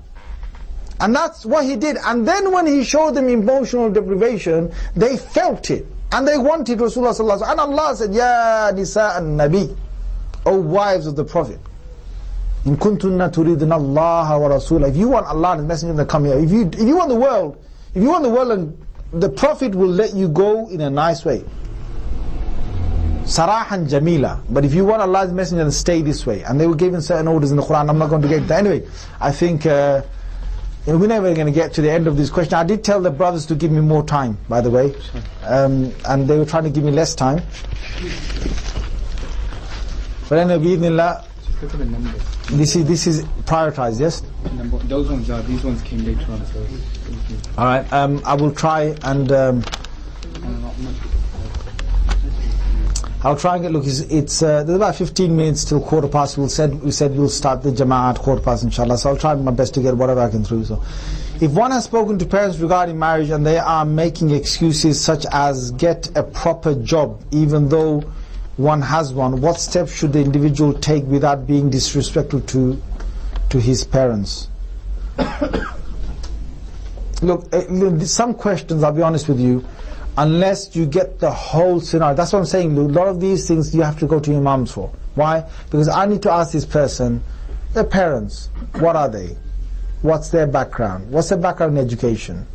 And what efforts has he made? What exact efforts has he made?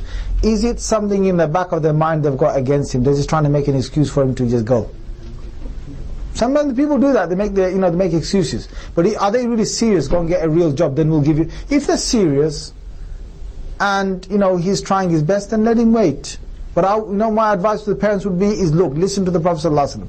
If he's a good man of taqwa, just marry your daughter off. Because some guys, I'll be honest with you, some parents, they've lost the plot. They think the guy has to have a job in order for their daughter to be happy. You've lost the plot, because your daughter will bring her rizq with her when she goes to that man. Your daughter's rizq is written by Allah. His rizq is written by Allah. Are you trying to tell me that you give your daughter... I'm saying, look, if he's a good guy, he's got nice taqwa, he's got nice deen, right? He's everything else good, but the only thing he doesn't have is a job at this moment. But you know that he's a person who will work. He's not lazy. He's not sitting on benefits all his life, right? Waiting for the next dole, waiting for the next government to vote him for a bit bigger, higher price. It's not that. He's a decent person. Look, I'll be honest with you, with myself, when I got married, I didn't have a penny. I didn't have a penny. And I looked at Allah and thought, I didn't even have a place to take my wife. And Allah provided that. I'm telling you, Allah will provide you, because you've got your own rizq, but your wife has got her portion of a rizq. When you get together, you've got two rizq. You've got double the rizq. And Allah will show you. Tell me this, guys, how many of us were fortunate when we got married? As we are today after 10 years or 12 years, yeah? Right? Some of you are nodding your heads, you're ready. Where does it come from? Allah gives it to you. So if that's the only thing, please go and tell your parents that Allah will provide. Leave it to Allah. Don't, scratch your heads, till you start bleeding to think about how you're going to provide your daughter. What if your first wife is not happy with you marrying again? Can you go ahead and marry a second woman? Oh, I love this. For me to answer this one, I need a lot of minutes. Again, I need to ask you, what she's not happy with you for? Your first wife's not happy, so she's not happy with you to get married again. Why? There's a reason why. Why is it? You need to explain that. But let's just say if a guy did get married, I'll be honest with you, look, your nikah will be done. You don't need permission, fine. But you may ruin your life. You may absolutely ruin your life. And I've had cases where women, just by hearing that their husband might marry someone else, I'm not giving you sisters ideas, yeah?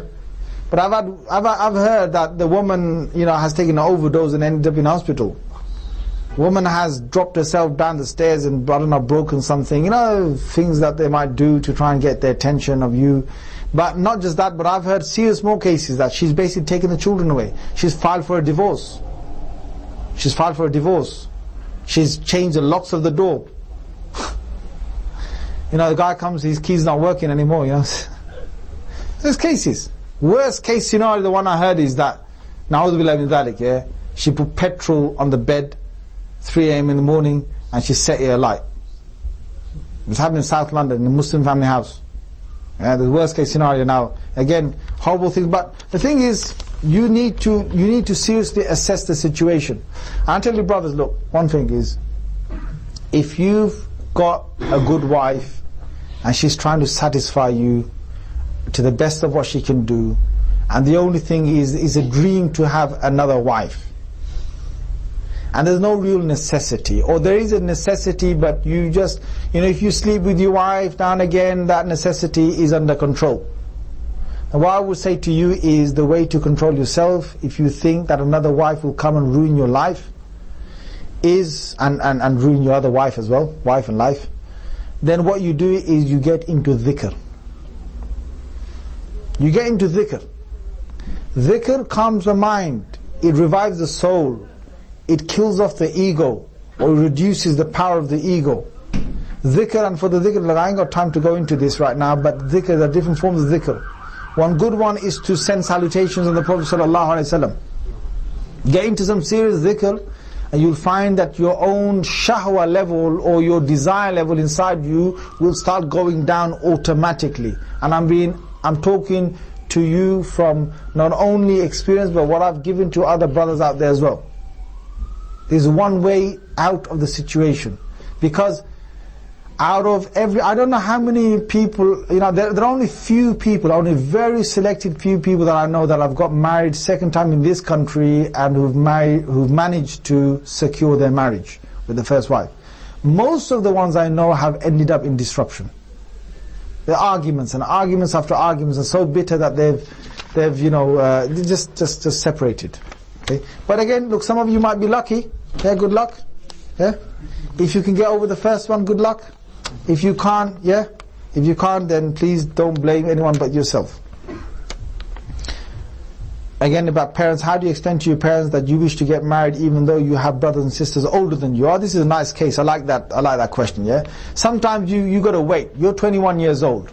You got brother number 1, 29 years old, hasn't got married. Brother number 2, 27-year-old. Brother number 3, 23 years old. Brother number 4, that's 22. And then you're 21. You think, my God, by the time they get married, right, I'm going to have white hairs coming out my head. You think, what kind of situation is, why is it that you have to get them married in the same order? So what, if you get them married one before the other, it doesn't matter. It's not the end of life. Come on guys, let's be honest with you. Is everything in life in the right order of the children do? What, are you going to do that for your children, for everything? For everything? The first one has to open his business before you open your business. Otherwise, you got no permission from me as dad to open your business. When do you ever say that to your kids? If son number 3 comes up with a nice business, you all enjoy it. Yes? Well, son number 3 needs to get married, or son number 5 needs to get married. Get him married first. And people who say shame on you, say shame on them. Say, look, your son, you know it, he's knocking it off behind the restaurant somewhere. You know it, my friend, you know it. There's musallis that come to the mosque and say, I've seen your son behind there with a woman there, offering there, so up to something. And you ignore that. You know they're into it. Shame on you for accepting zina. Accepting zina, and this happens in many cases I've heard. But they won't get it because of cultural shame. Cultural shame is, if they get son number 4 married before son number 3, then it's going to basically have a big effect. That's why they won't do that. Now I'd say to you, simple is that, you basically have to go and convince them. If you can't convince them, get your imam with you. If your imam is not going to come with you, then sometimes, honestly, if everything's right, you just have to go and do it. If you take the right advice from the imam, again, please consult your imams.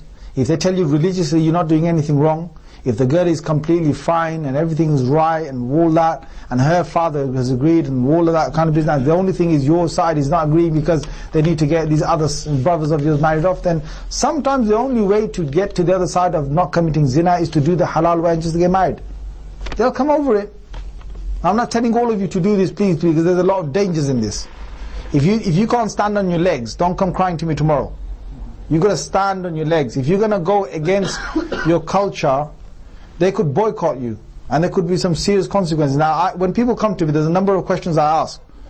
The one question that I ask is, if they're going to go against their own parents and they're going to go ahead with the nikah, there's a number of questions I ask. And not everyone will I give advice to of this. So please, take, these are some serious, it's a serious matter. If you can get your parents on your side, please, that's the best thing that you can do. Please do that. And parents need to be understanding. But if the guy is in a crisis, please think about it. He's committing zina, he's going to go to Jahannam. He's killing him inside. His iman is telling him one thing, his body is doing another thing. It's killing him. And you're telling him he can't get married for another 7 years. If that. 7 years he's got to wait. And you're also happy with the fact that I'm talking about this scenario where it's a girl that you would actually accept. But the only thing is that the time hasn't come right because your other sons haven't got married. Now, if you're absolutely sure, and you have to talk to your imams about this, please, and they have to give you sound advice on this. Are you going to look after that girl? If something goes wrong tomorrow, are you going to just leave her? Are you going to give her proper shelter? Have you got that shelter to provide her from your own means? Are you going to give it to her? Are you going to, if pressure comes to you tomorrow, are you going to break? Is she going to break? If any of these things come negative, then forget it. Don't do it. Because the last thing you want to do is get married to a girl and then just leave her. And some brothers have done this. They've gone ahead, taken advice, got married, and then they've just left the girl after consummating the marriage, and now they've broken her virginity, and after that, after 1 year of having a secret marriage, just left her. Or get married to her and then just say, it's not working out. Don't do that. Don't do that. Don't spoil a person's life just because of a few bit of desire that you've got inside you. But if it's only that you're going to save yourself Jahannam, and she wants to save herself from Jahannam, and you've spoken to your imam, again I'm repeating this, Speak to a nice imam who's going to give you sound advice, and they give you advice to go ahead or whatever, and you do go ahead, then you save yourself from Jahannam. It's better than going towards Jahannam just because your parents can't get over it.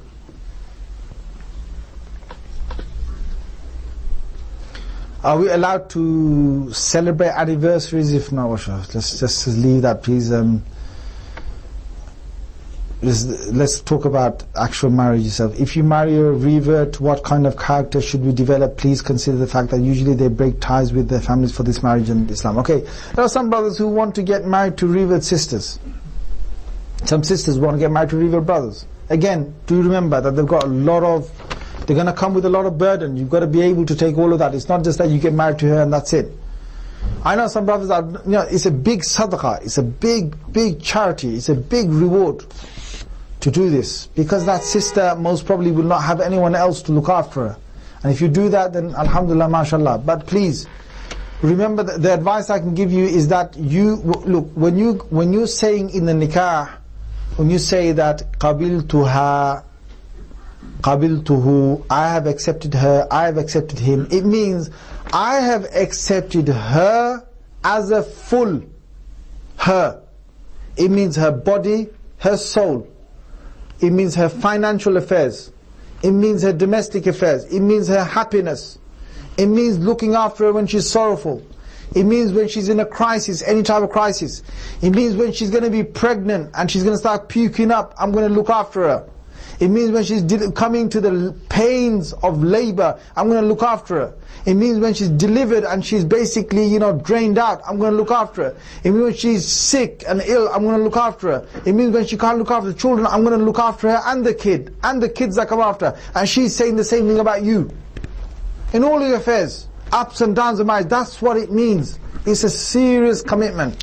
So it's not just like I'm accepting her for tonight and 1 month, and sit after that, happily live after. And if it doesn't happen, then I'll change my mind. It doesn't mean that. Marriage is something that you have to have a niyyah until death departs you.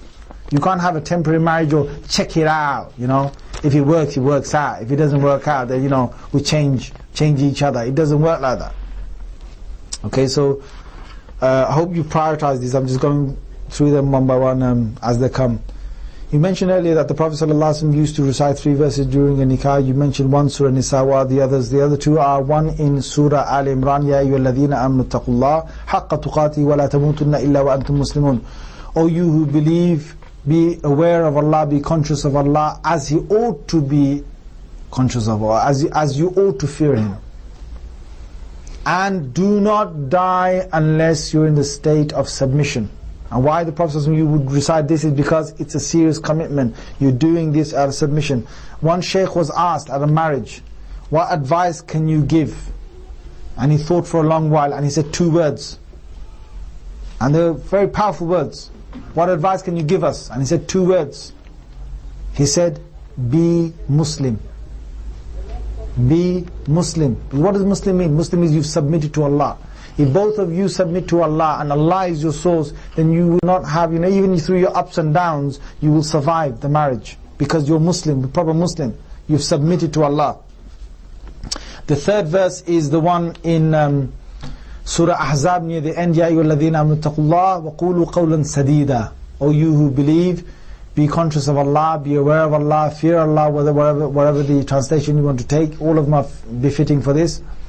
وَقُولُوا قَوْلًا, be upright in your speech, because you're making this contract. يُصْلِحْ لَكُمْ أَعْمَالَكُمْ. If you're upright in your speech, Allah will rectify your deeds. And Allah will forgive your sins. And whosoever will obey Allah and His Messenger, he has gained a truly great success that he's gained. Perhaps the last question, sites that promote halal, is that permissible in Islam? Sites such as Shadi.com, Single Muslim Extra. Okay, look, you go into these sites on the internet, and some people have to go there because they just don't know any other avenues to try and find someone. And some people have found successful marriages through this. Some people have gone through the Muslim seminar marriages. Some people go to mosques and so on. It would be wonderful if every masjid could have a service that would liaise with all the other masjids and have a contact. Now, if some of you brothers have got the time to do this, please get up and do this. every mosque should have, just like we have a funeral service. And what do you do with the funeral service? You got A to Z. You come there, they'll take the body, they'll provide, they'll book the cemetery place, they'll get the green certificate, they'll do everything for you, they'll wash the body, they'll do the janazah, you pray the janazah namaz, you go there, they bury it, and that's it. They'll do all of it. One package. So, mosques should have a marriage wing. You go there, you give your name, you give all your details, they know who all your mahrams are, they know who to contact, and they should have a database that is connected to all the other masajid. So, you're looking for a potential 24-year-old, blah, blah, blah, blah, this, that, blue-eyed, green-toothed, whatever, monster, right? So they'll find someone, whoever in another masjid who has that, whatever it is you're looking for. If a big network, a database is built, subhanAllah, it will bring a lot more unity throughout our mosque, which we need already. You know what I'm saying, like guys? Yeah, we need already. And it will be like, okay, fine, you've got a database. If they're all a database, you need one site for this. And what needs to happen is actual meetings. So for instance, someone in Exeter, you know, we find out this. So if you want to visit them, here's the mahram. Go and see his father. Go and contact him. Here's the details. So they just leave it to them. Mosque don't have to do anything. Mosque just needs to know 2 mahrams, 2 family members. Okay, you and your daughter, you and your son, here. Don't ask us anything more. Go ahead, if you like it, go make your arrangements. But here's all the database, all the list that we've got for people. Because we haven't done this, people have to now go to the internet sites. Most of them are not regulated. They're not regulated of how they're run. Some of them you can go there, click there, see the sister's picture straight away, then you and her in a chat room somewhere. My God, you're causing haram straight away. If you're going to get in a chat room, start emailing her, it's not allowed. You're supposed to go through the mahram of the woman. Because there are also loose things that can happen, like I've said before in this talk. But I wish one of you guys, inshallah, will do that. Just make make one site where you can have a database, all the mosques can join onto it, inshallah, and we can make life easy for all those people who can't find potential spouses. Anyway, Jazakumullahu khair. I know there are all these other questions. I'd love to finish them off, but we said 8:15 we'll start the Jama'ah, so it's 8:15 now, and we'll stop here. Jazakumullahu khair.